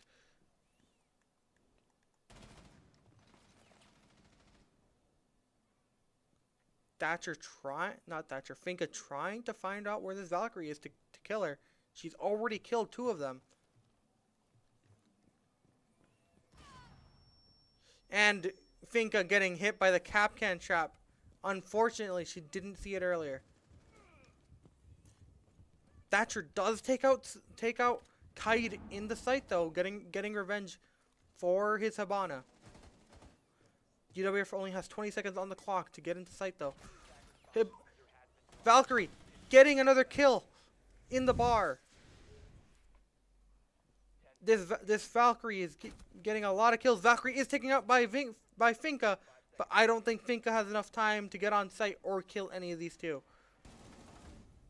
And that's round 11. Musk bringing it back 6-5. UWRF is really struggling here on this attack. This is match point. UWRF needs to win this in order to keep the series going. If not, this will be the end of the series. In order to stop the series from going. And if they don't, the match will end and the series will go to game 3.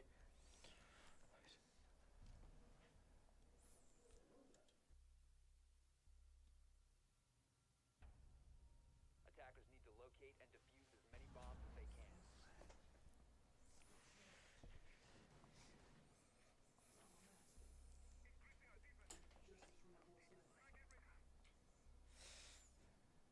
UWRF desperately needing this win in order to end the series. But Musk not letting up.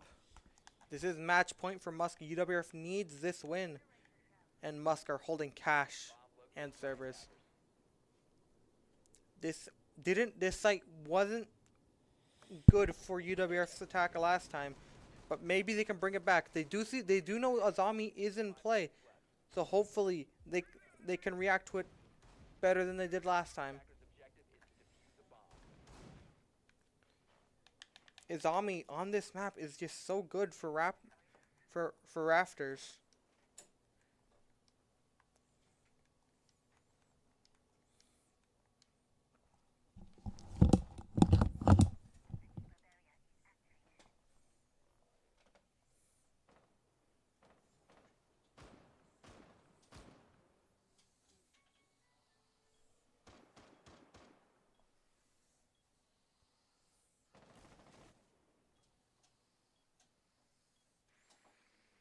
UWRF taking this as slow as possible, being as safe as possible. They need it. They do have Lion this time. Lion is pretty good for spotting roaming attackers, but the issue is they need to make that to spot roaming defenders. The issue is they need those defenders to move, and if the defenders don't need to, they won't move when the Lion goes off.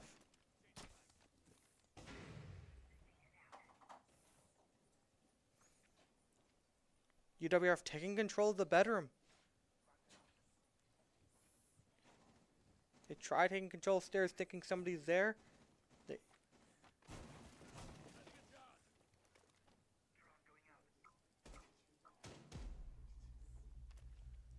Another Lion.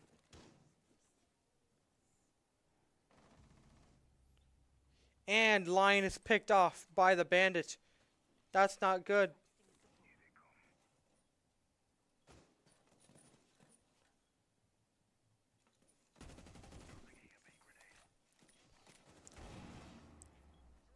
Thorn revealing her position to UWRF, but I don't think it'll help very much. Azami's still on the rafters. Position secured.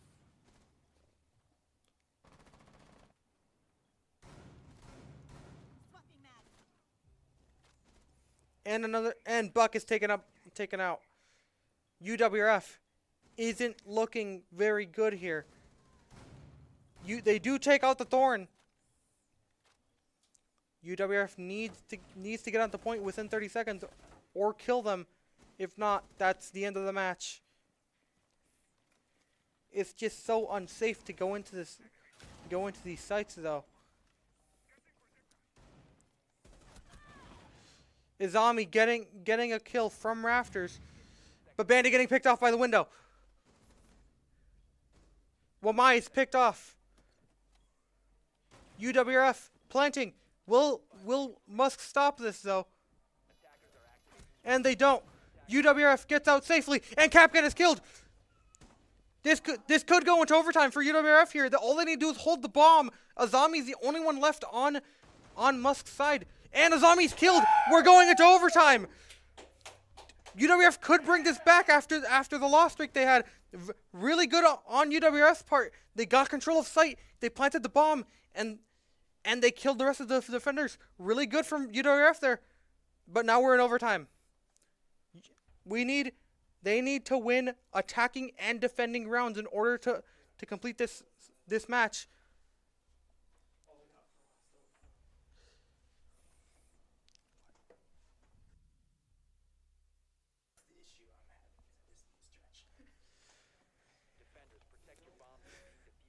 This is overtime.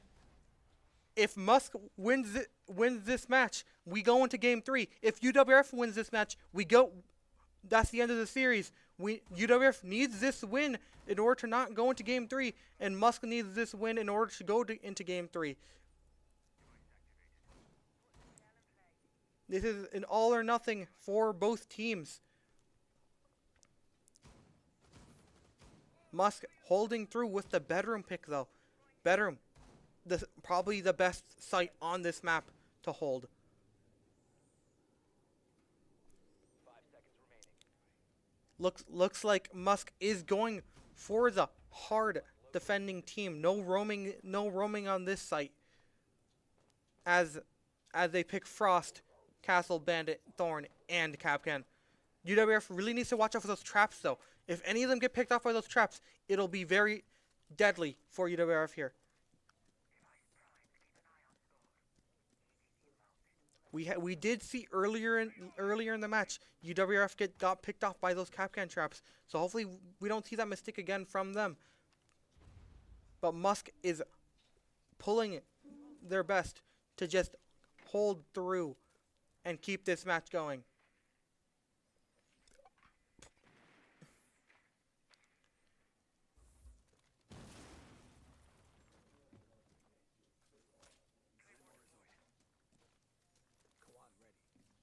UWRF taking control of the roof, but they need to get inside the building as fast as they can, as they only have 2 minutes left. Musk only needs to hold these sites.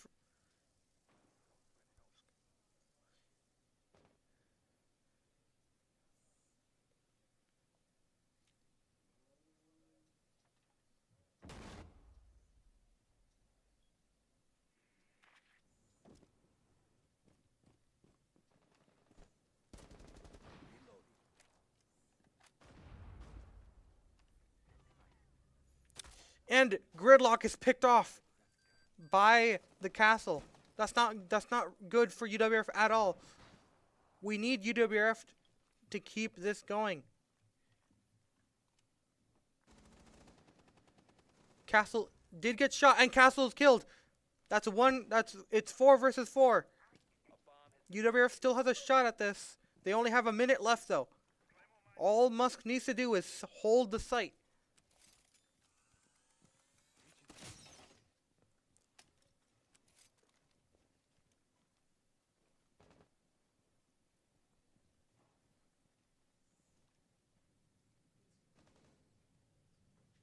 UWRF getting as many angles as they can, but peeking into this bedroom. Capcan does reveal his location. But Capcan kills Ace, but Capcan dies in the process.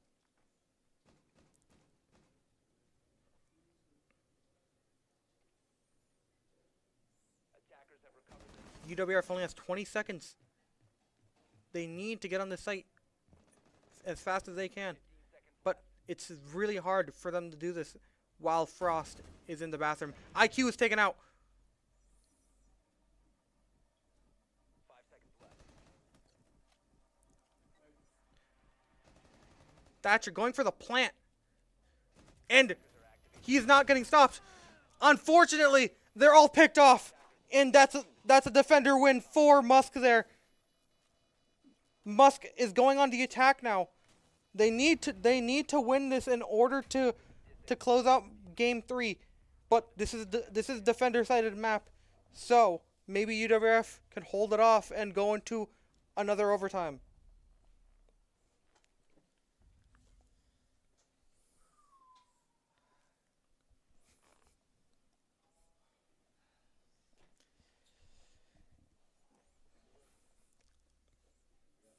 UWRF needs to hold this game. If they lose this, they're forced into match 3, and I don't think they want to go into match 3. Defenders, protect your bombs from being defused by attackers.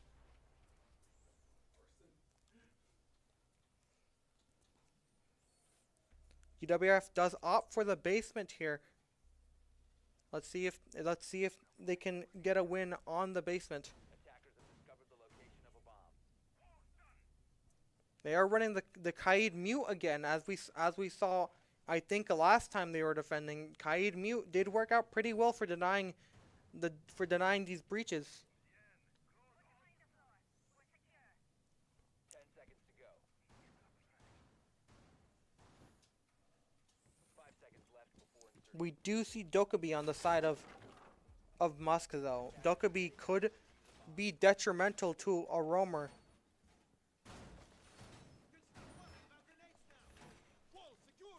It does seem like UWRF are opting to have everyone on site just defending.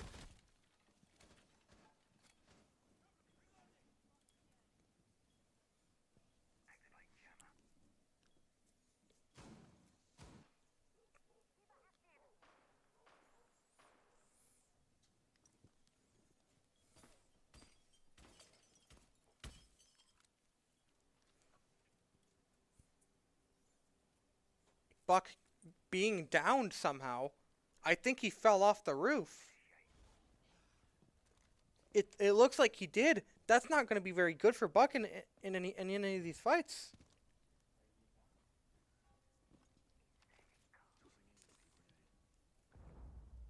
Looks like they're opting to go through the tunnel with a hard breach charge.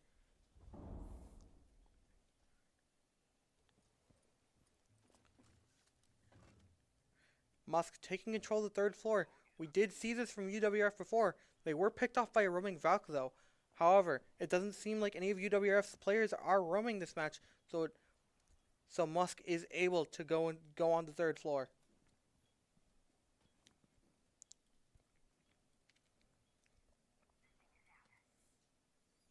Musk having a minute and 25 seconds to go in order to get onto site. They are playing this very slowly.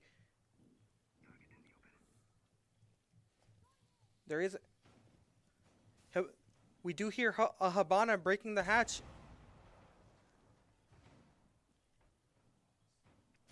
We also hear Dokkaebi trying to melee the castle barrier. It will take a few hits for it to go down, and I think we just heard it go down. But Buck is taken out. Kaid takes out the Buck.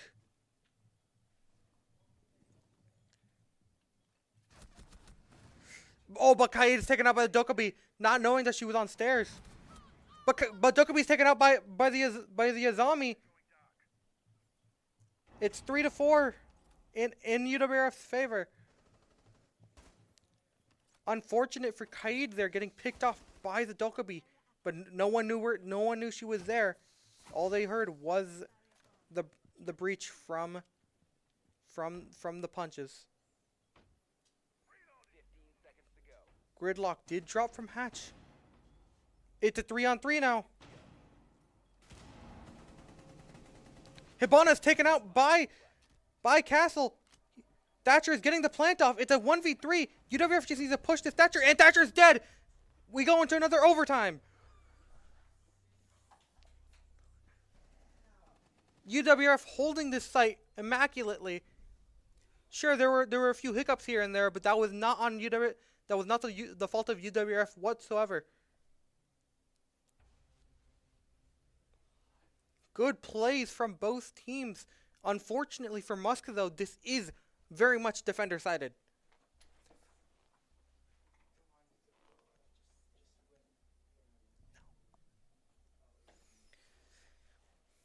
We're seeing Musk pull out the Valkyrie again. We have seen Valkyrie throughout these matches, and we've always seen her roam. So we should be expecting her to roam again. Hopefully UWRF also catches on to that. But hey, maybe they won't. We do see the Wamai again, though. We also see a Deimos on the side of UWRF, maybe to take out that roaming Valkyrie. Deimos is semi-useful for taking out roamers, as he can track people as he can track people on his own, as long as they've been spotted by a drone. The question is, though, did they ever spot Valkyrie on a drone? Attackers are moving out to locate a bomb and defuse it. We do see Valkyrie and Capcan again. Hopefully UWRF remembers that Valkyrie and Capcan have been roaming on the first and second floor throughout all of these games, every time they've been picked. I guess that is what the Deimos is for, though. Deimos is useful for being able to find...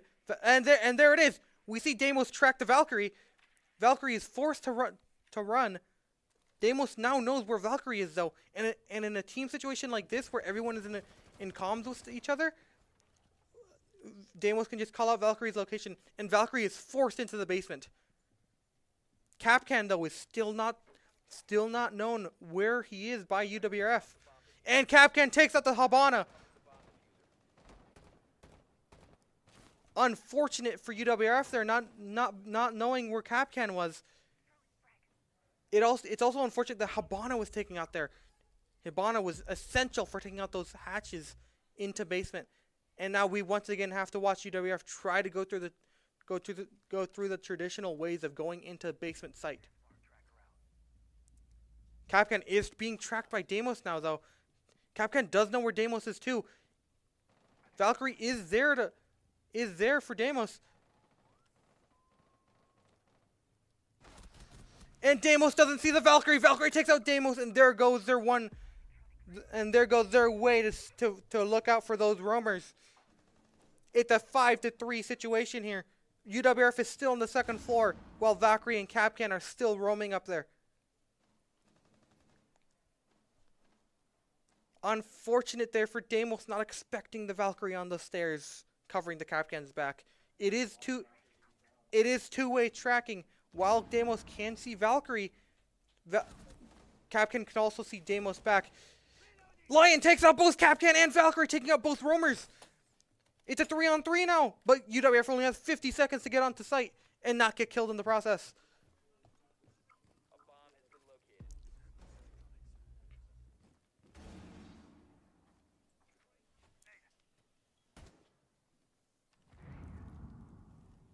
located. UWF has 30 seconds to try to pull something. Kaid takes out the Lion with the feet peek holes. This is looking like another win for Musk again. Kaid tries to get the IQ there. IQ gets killed by the Wamai, and UWRF is taken out by the Thorn. We're going into match point overtime once again. Oh, never mind. That's a win for Musk. We're going to game 3.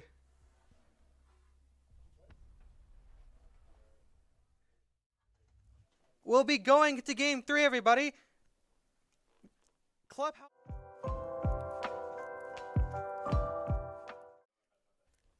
Clubhouse, as we saw there, was very defender-sided.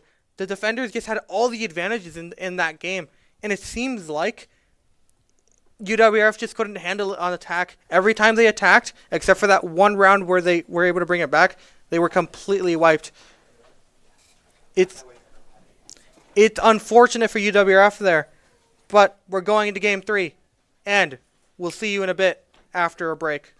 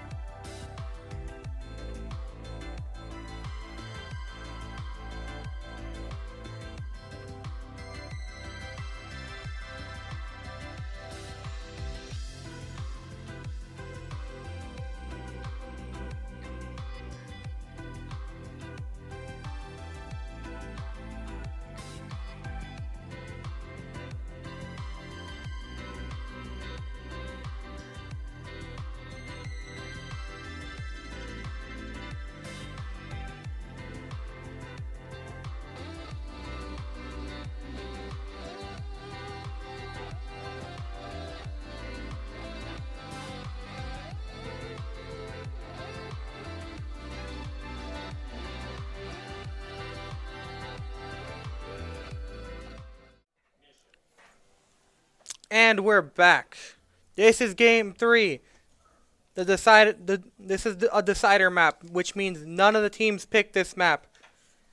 Nighthaven was picked by UWRF. Clubhouse was picked by Musk.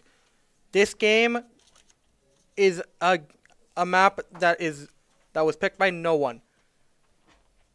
Musk, UWRF choosing to ban the Dokkaebi again, and Musk banning the Ying, leaving Jackal up, who was an operator banned in both game 1 and 2.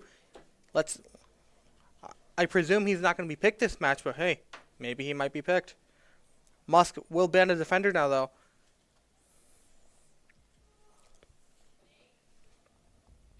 And Musk bans Mira. Mira on Chalet is iconic for multiple Mira spots, so it's understandable why Mira was banned here. UWRF, the final defender ban, and they opt to ban Capcan. We did see in game 2 an instance of a Capcan double kill with a set of traps, so it's somewhat reasonable for UWRF to ban out the Capcan after that. We do see the Fenrir, though. Fenrir has been banned both game 1 and 2 by Musk, so this is the first time we're seeing him all series.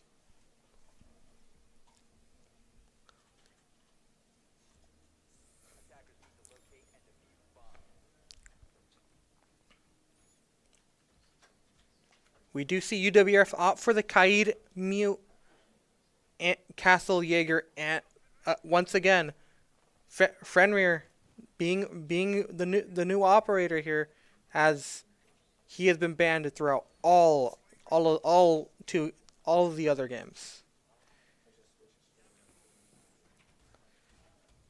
Castle once again being just a very, very chosen operator for these defending rounds. Castle just slows down the attackers so much with his gadget.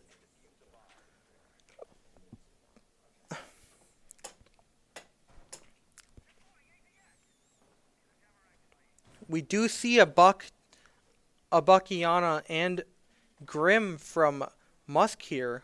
I wonder what they're going to try to do with that. We do also see the Ace and Thatcher once again Thatcher and Ace are going to be looking for a hard breach into sight, I presume. Musk does see the little peek hole from Jaeger, though. And they do spot Fenrir's location as well.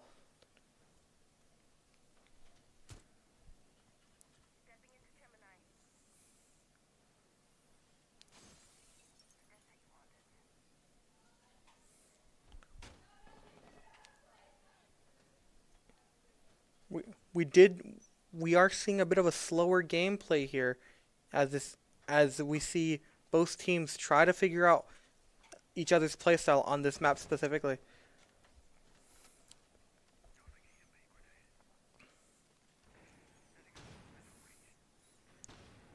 Iana going for flashbanging the reading room. Buck is killed by the Jaeger there, but Jaeger's picked off by Iana there as well.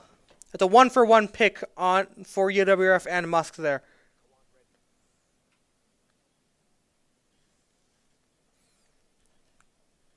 Great pick for Jaeger there. Unfortunately, he didn't need to die there, but nonetheless, great pick from Jaeger there.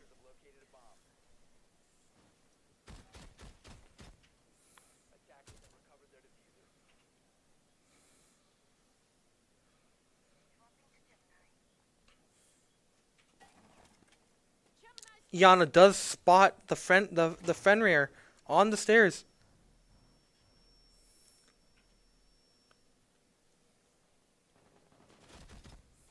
And Kaid getting the headshot off of the Grim. Good headshot from Kaid there.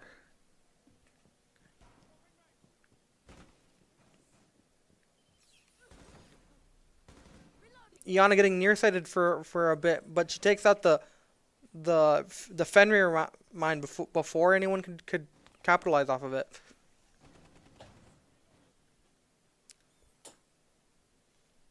UWRF still holding this site as defensively as they can. Iana is shot, and Ace goes down.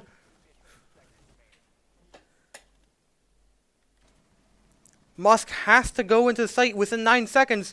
Iana's killed. It's just Ace. I mean, not Ace. It's just Thatcher. And Thatcher gets picked off by Kaid again. Kaid just getting these kills from this room. Unfortunately for Musk there, they ran out of time. They just needed to go a bit faster in order to take control of this site. It does seem like we are going into the bar and gaming room, though. I wonder what UWRF has planned for this, though. Typically, I usually see defenders immediately opt for the basement bombs immediately after the second floor sites. But it looks like UWRF is opting for the first floor game room site. So let's see how they play this out.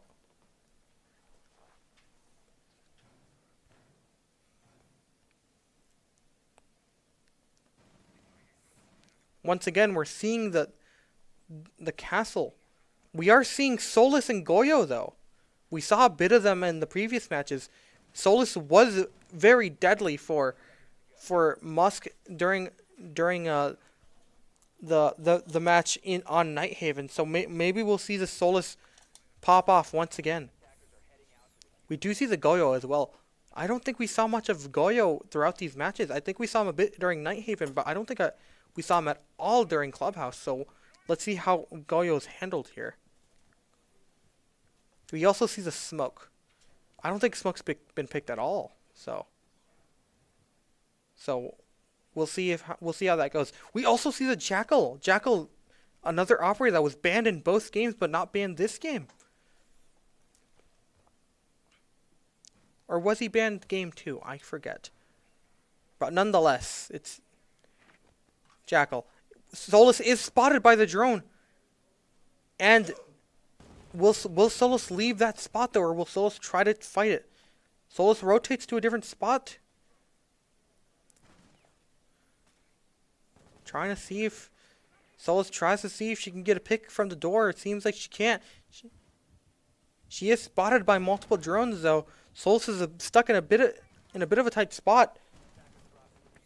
Solus does take out the ace, though, taking out the hard breach. Solus is taken out, though. Solus does take ace down with her. That's good for UWRF, as they don't have a hard breach anymore, as Musk doesn't have a hard breach anymore. However, they do have the Ram. Ram will just take control of the second floor and break as many holes in the floor as possible. We also see Nomad. Nomad will stop these defenders from trying to stop this Ram from doing anything.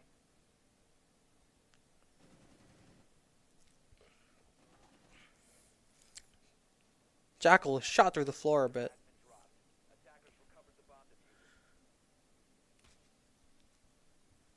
Nomad, as we heard, just shot one of her little goo things that are basically like pushback mines. I don't know how to describe them. Musk just dropping and picking up the diffuser. I guess they're transferring it from each other to each other.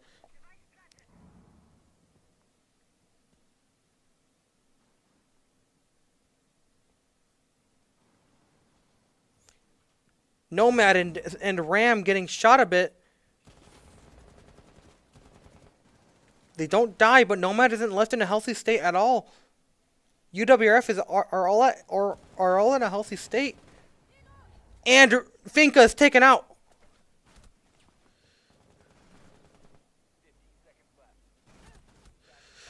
And Goyo gets the kill there. That was an entire house of cards falling down for Musk there. UWRF just held so many angles for Musk to watch that it was just too much for them. Good job on UWRF's part. And good try for Musk there. I don't think we heard the ram, but it also makes sense as they just had control of. They didn't have control of reading, which was right above the sights. So understandable for the lack of a ram from Musk there.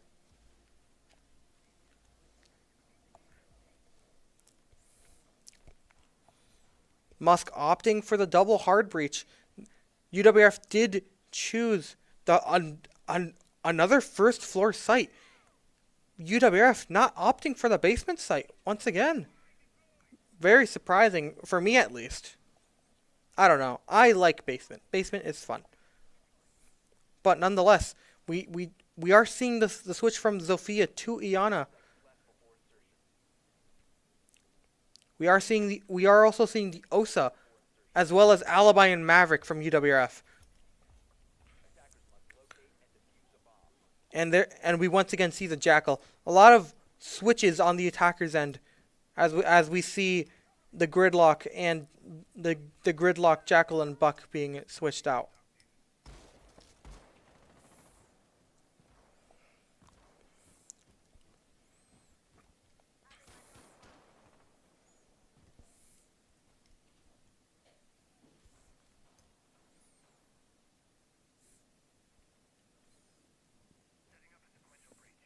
Musk taking control of the basement.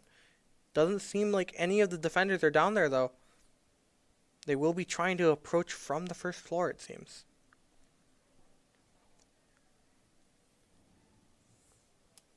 We do see a Kaid set up a reinforcement up in the top floor. And Jaeger's taken out. Jaeger getting taken out by the Jackal, I believe. Quite unfortunate for him there.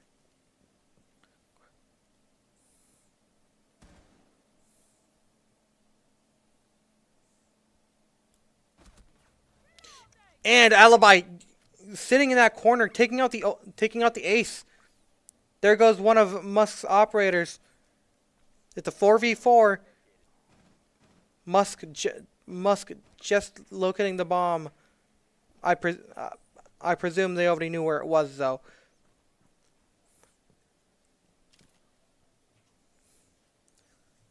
UWRF just holding a sight. The Maverick does, not Maverick. The Maestro does use his evil eye, but it just wasn't enough to do much. Aruni getting taken out by the Buck, watching the wrong angle. Unfortunate for Aruni there.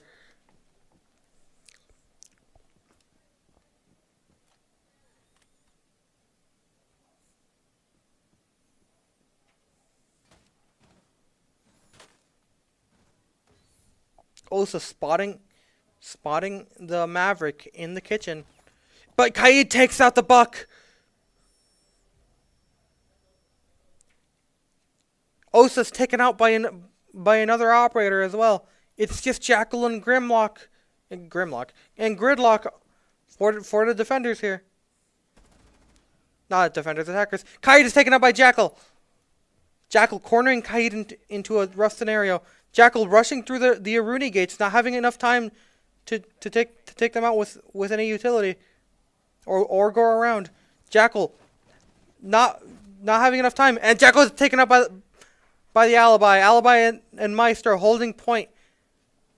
And once again, Musk not being able to get onto site fast enough. Unfortunate for Musk there.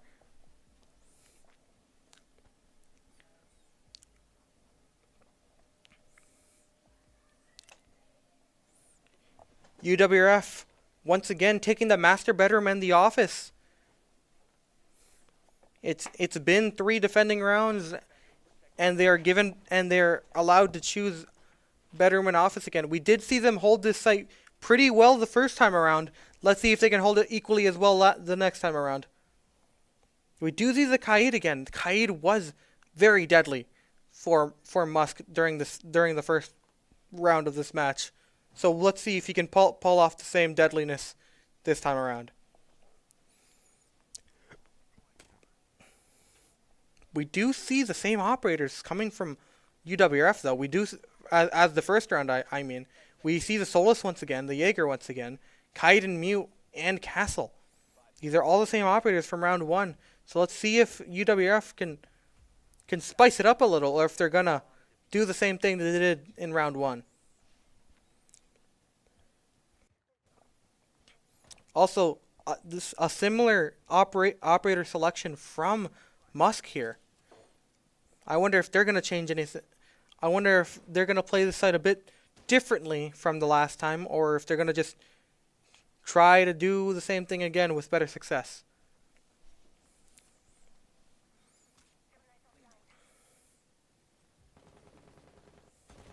Kaid getting taken out early.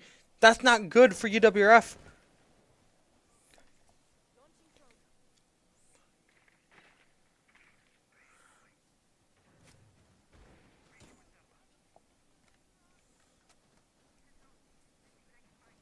Kaid getting taken out.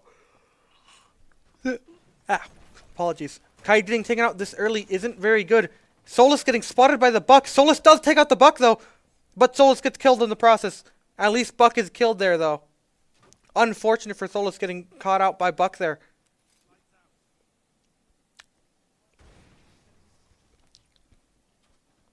Ace hard breaching the second floor wall. This is looking a bit worse for UWRF than it was looking during the first round.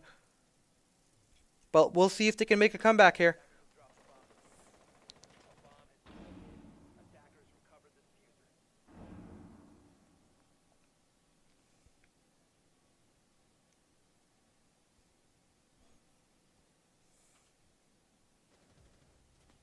Jaeger takes out Iana. Jaeger in reading. None of the attackers knew where he was. Thatcher now knows where he is though, and Thatcher takes him out. But Thatcher is killed in the but Ace is killed in the process. It's a 2v2. It's Thatcher and Grimm versus Mute and Castle. Let's see if UWRF or Musk can take this win.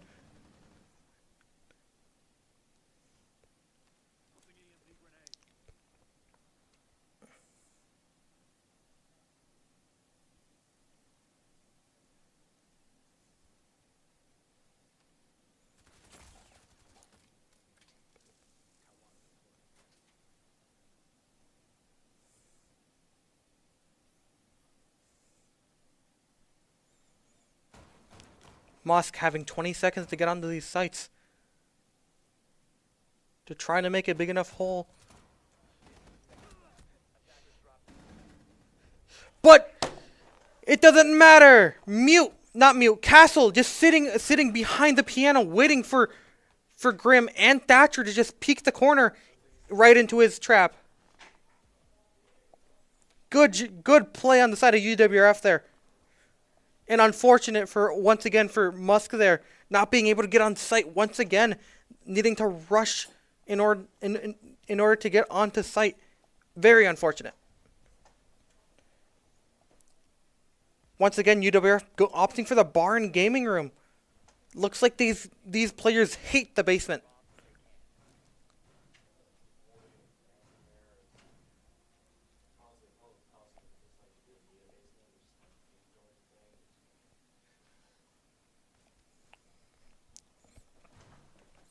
We do see a Flores from Musk here, though. But never mind. He swaps to Iana. We are seeing, once again, Ace and Iana. We see a Flores, but we do see the Jackal as well.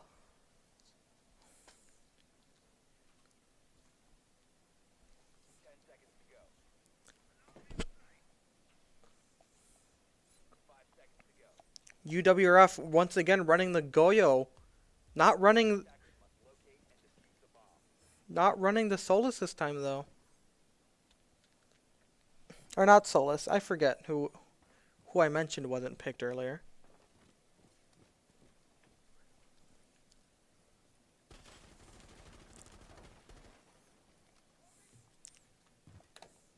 Musk immediately shooting out the second floor windows.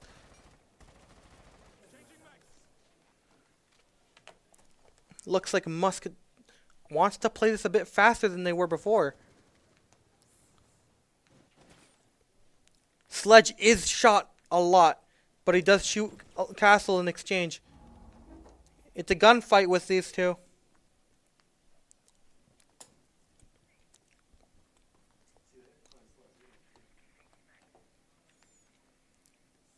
Castle is spotted in the dining room, though.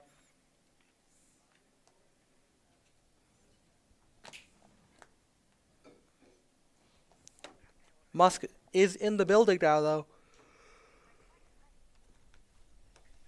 Flores using his drone to break the castle. Having 2 soft breachers is really good for Musk here. But Ash gets taken out by Legion.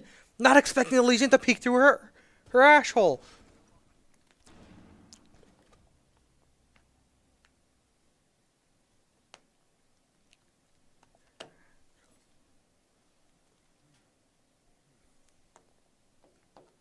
It's a 4-on-4. Legion was taken out.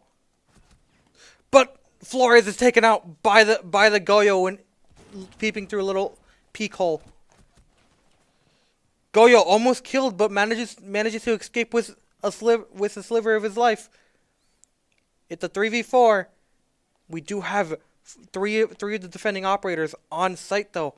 This isn't the best situation for UWRF here. But Musk only has 50 seconds to get onto site.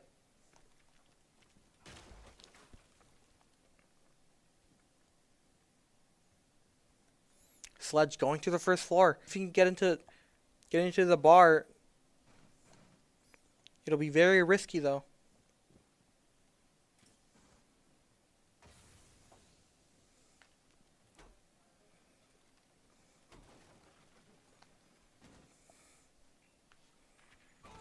And Sledge getting killed by the Castle. Castle getting Nomad as well. And that's round 5 to UWRF. UWRF is on a roll on defending on this map.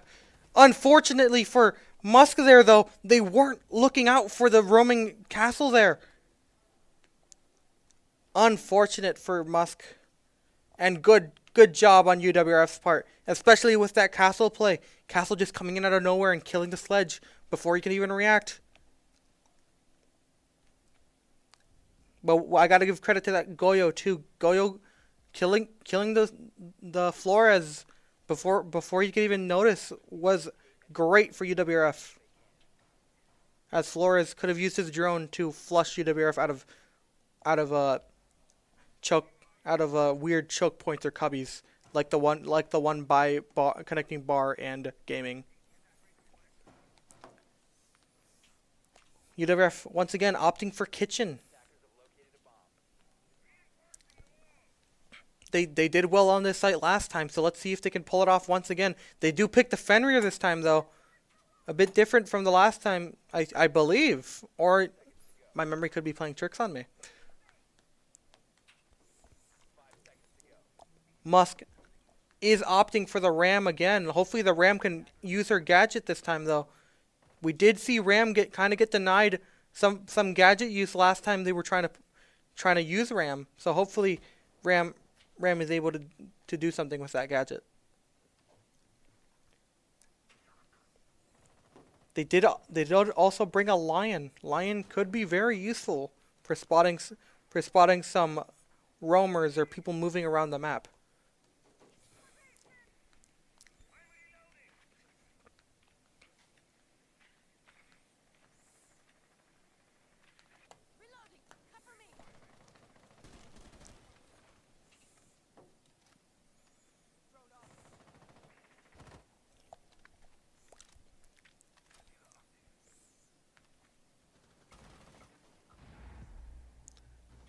Kaid getting shot. He's not at a very healthy amount of HP. We do see the nade coming out from Lion here, though. It misses.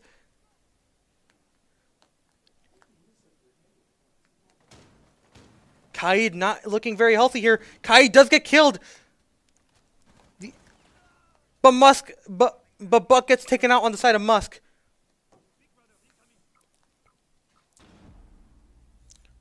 Musk does have control of second floor now. They could finally use that Ram in order to do something with the floors here.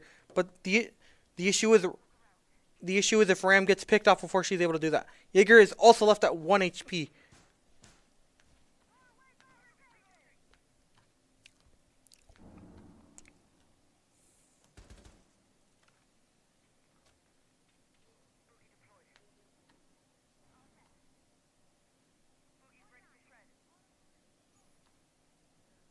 And it looks like the Ram is going through. Ram breaking the floors from above to gain control of sites from above. Iana droning in, trying to see if any operators are on site. Shit. Hibana is killed by the roaming Maestro, though. No one saw him. And Diffuser is down. Maestro is putting a lot of pressure on these players due to the fact that no one knows where he is.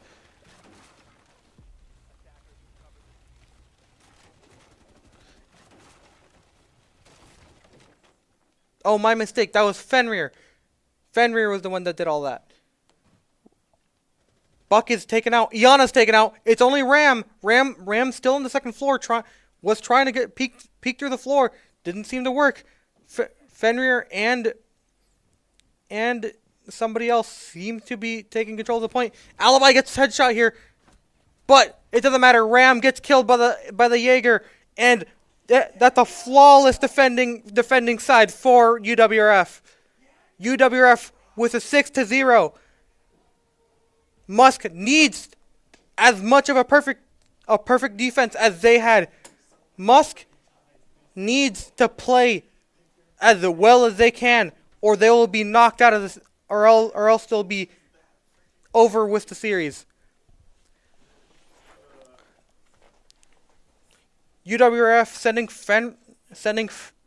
Fenrir to just roam around the map, getting picks from angles that they weren't expecting was a really good play on UWRF's part, as no one was expecting it. It kind of ruined the momentum that Musk had. Musk opting for some similar choices that UWRF had with the Legion, Kaid, and Castle, but they also opted for the Wamai and Thorn this time around instead of the Mute, and I believe it was Jaeger.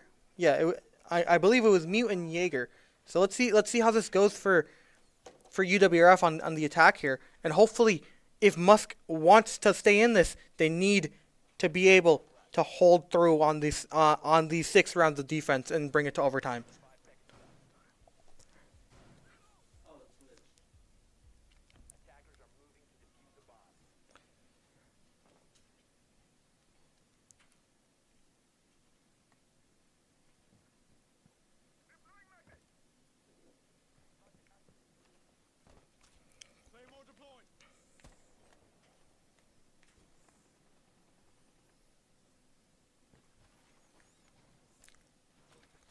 UWRF taking control of the first floor.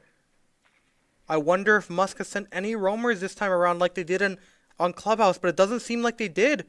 Musk is going for an all-out defense of the second floor, allowing for UWRF to take control of the first floor. But I don't think first floor matters in this case, actually.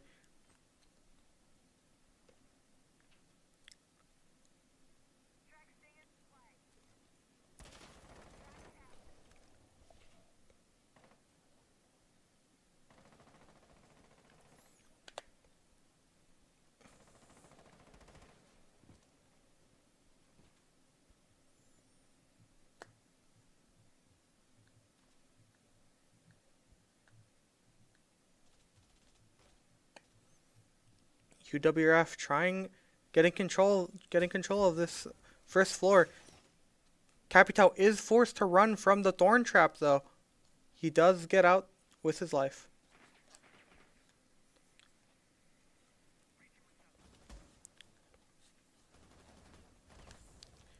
Thorn getting taken out. That's bad for Musk here. They need as many operators alive as possible to defend this point. We do seem to have somebody on the first floor for Musk, though. I assume it's Wamai.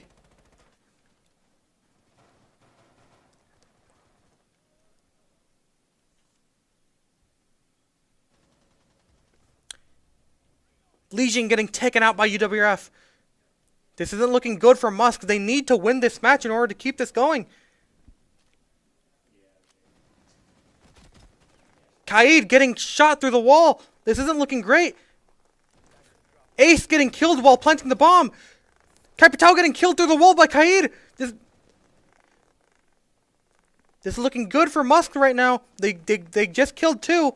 They just need to kill the rest and stop them from planting that bomb. They do have control of bomb now. Musk getting the gridlock. This isn't looking good for UWRF. What looked so good for them is now looking very bad.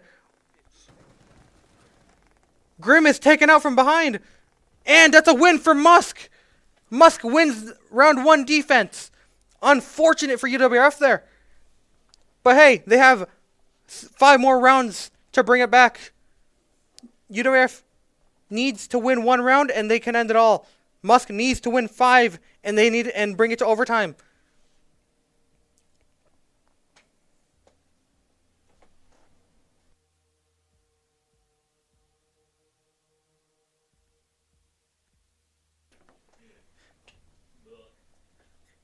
Looks like Musk is bringing out the Fenrir this time. We're seeing a lot of Fenrir this time around since he wasn't banned this match.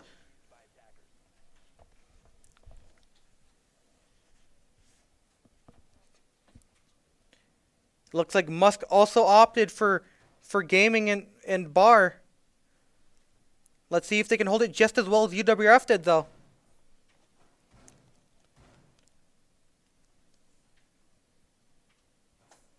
There's so much pressure here from Musk. But I believe there's a slim chance they can... Not slim chance. I believe there's a chance they can bring this back. The issue is they need to keep up a momentum. And if they lose the momentum, they're just gone. They did bring the frost this time, though. So UWRF does need to watch for those frost mats, though. Unfortunately, for this site, I don't think frost mats are quite as useful as they usually would be on any other site.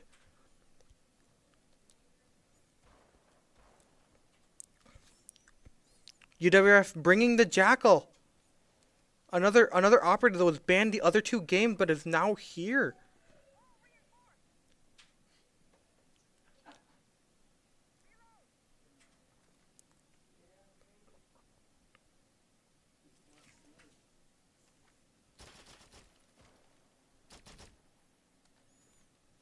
UWRF seems to be trying to get control of the second floor like Musk did during their attacking rounds.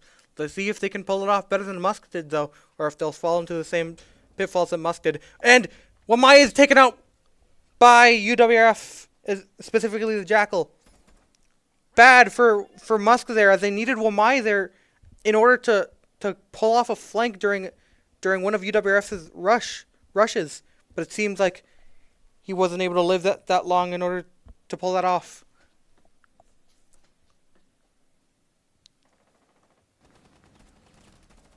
Castle getting taken up by the Ash. That's not good for Musk at all. Jackal's still alive. He can track whoever's on the second floor. He just needs he just needs to find their footsteps. Does he know about the enemy on his right, though? And he does. Fenrir is spotted by Jackal.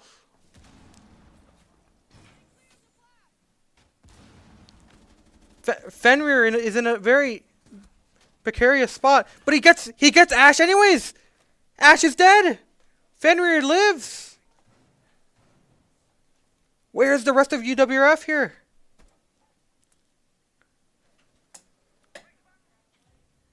And Jackal is taken out. That's not good for UWRF. They still don't have control of the second floor, and they still don't have control of site. Musk might be bringing this back even after the whole situation with Wamai.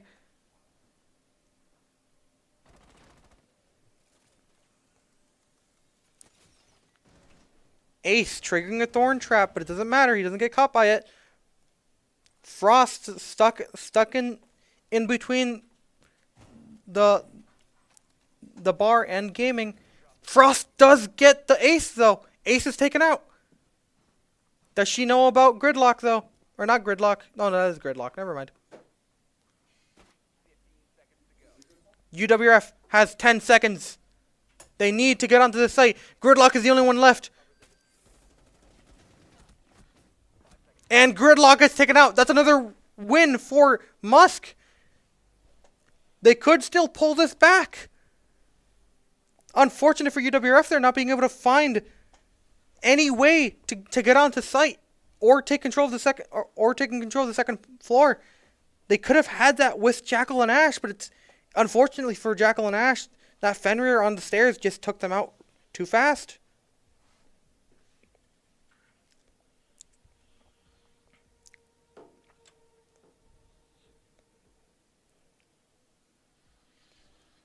We are seeing once again that Wamai from Musk, and as well as the Azami, who we haven't seen at all during this map, I believe. And they opt for basement. This is the first time we've seen basement in play all match, as UWRF did not want to go to basement at all during their defending rounds. Let's see if Musk can prove that basement is a worthy site to hold, or if they lose because of the basement.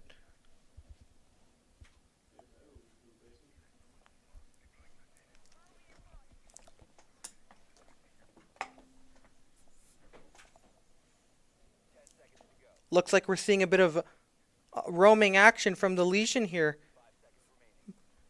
We haven't seen as much roaming from Musk as we did during the Clubhouse game. That could be because the Clubhouse was their map of choice.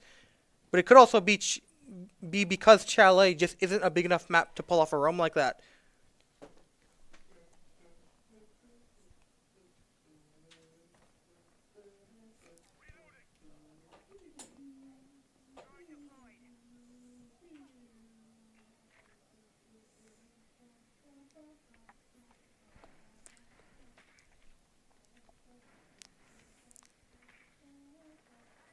Legion is spotted in the kitchen.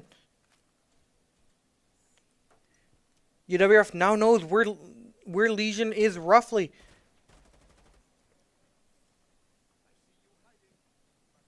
And he gets Jackal tracked. There's a reason why Jackal was banned those first two games. Because he's annoying. But nonetheless, Jackal is still an operator in this game. Azami holding a tight angle with a tight peak with her gadget. Gridlock setting up a bunch of her little traps to make sure that no one on the defender side roams from behind them.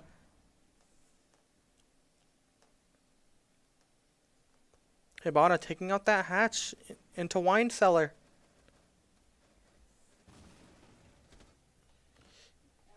Unfortunately, Jaeger takes out the Gridlock. And he takes out Ash. Jaeger is still alive, taking two operators with him. Hibana tries to wallbang the Jaeger, but she misses every shot.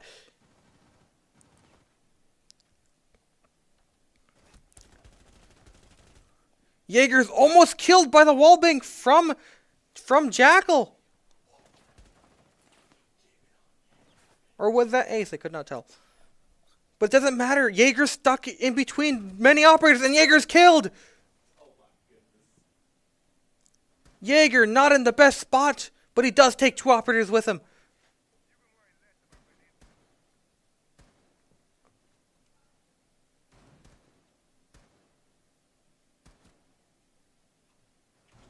Azami trying to peek through her wall. Unfortunately, she gets shot before she can shoot Ace there. Jackal is taken out somehow, though. Probably by the Legion, who's roaming upstairs. It looks like Musk will be taking this win on defense in the basement. And there's another win for Musk. Chalet is just another defender-sided map, it seems. I don't know what's going on. Neither UWRF nor Musk, it seems, can really push any of these sites effectively. It's unfortunate for UWRF in this case, as they are one win away from game end, but it seems like Musk isn't giving them an opportunity to fulfill that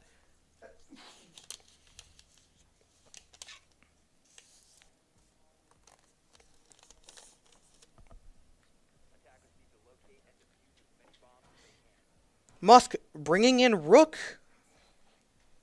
Trauma plates are very useful, as we've seen throughout some of these rounds in these matches. Trauma plates can help with surviving some of these encounters.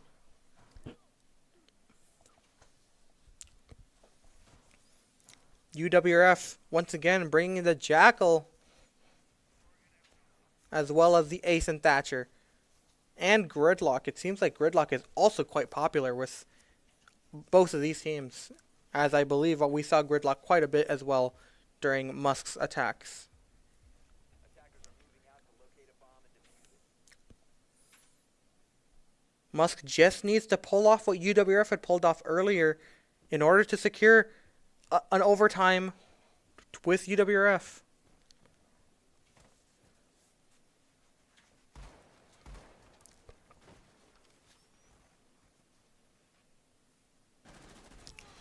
Jackal seeing the footsteps and not reacting fast enough to Rook. Rook gets taken out anyways, though. Unfortunate for Jackal, he couldn't kill the Rook there. But Ash comes in to clean up.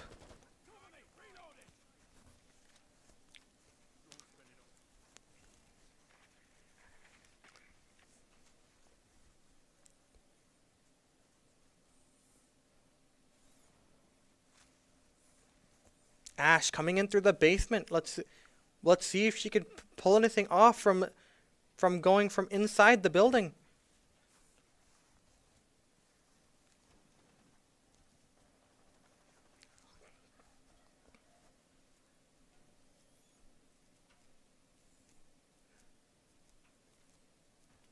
Musk playing this as safely as they possibly can.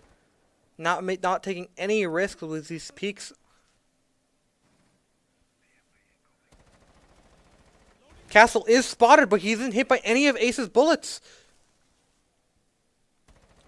Once again, Ace not being able to hit the castle there. Unfortunate for Ace there.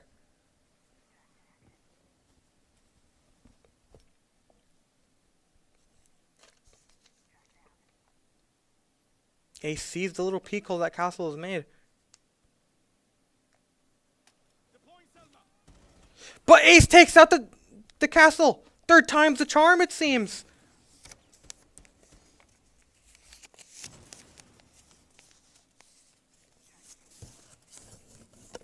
Good work from Ace there. As he takes out the castle. Unfortunately, though, UWRF only has 45 seconds to take control of this site. I wonder if Ash has been doing anything. Gridlock, unfortunately, blocking the EMP there. Gridlock is taken out by Kaid. But Ash is taken out as well. 8 is downed. It's up to Thatcher now. Will Thatcher be able to save this round, or is this another loss for UWRF?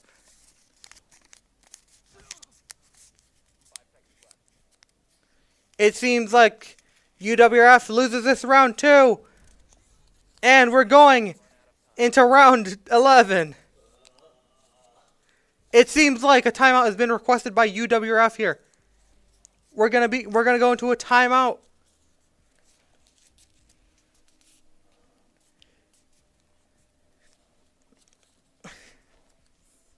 Unfortunate for UWRF here. Their 0-6 lead has turned into a 4-6 lead. They still have a lead, yes, but the guarantee of the win is slowly slipping out of their hands. It looks like this is going to be a closer match than we thought at first, everybody. It's 4-6 now. Earlier it was 0-6. UWRF. It seems like they can't get an attack off once again, like we saw in Clubhouse.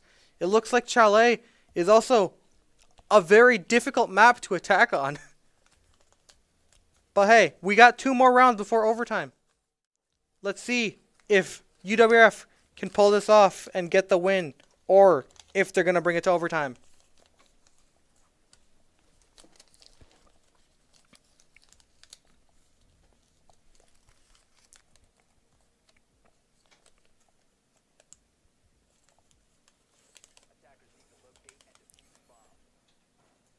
UWRF bringing the glass. Unfortunate. Actually, never mind. I was going to say something, but I'm not going to say it. Looks like Musk is once again opting to hold the second floor like they have before.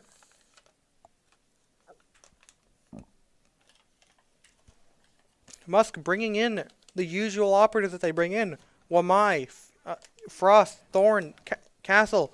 And it seems like Fenrir was banned for a reason a lot. Because it looks like Fenrir has been chosen a lot.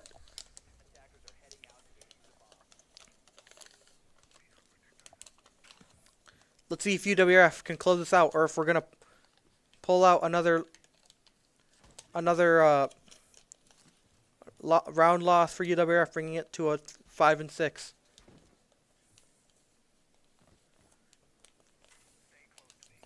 They did bring a Monty this time, though. Monty could be useful. Looks like UWRF are going for the immediate plant. They have a disguised Monty in the smoke. And UWRF gets the plant off. This is amazing. We haven't seen this playstyle from any of them before. Neither team played like this before. They never immediately went for the plant. But it seems like now they're going for it. Fenrir is taken out. UWRF immediately getting this plant off. That looks like their plan had worked. Castle and Frost are taken out. It's a 1-5 situation. UWRF getting the immediate plant off.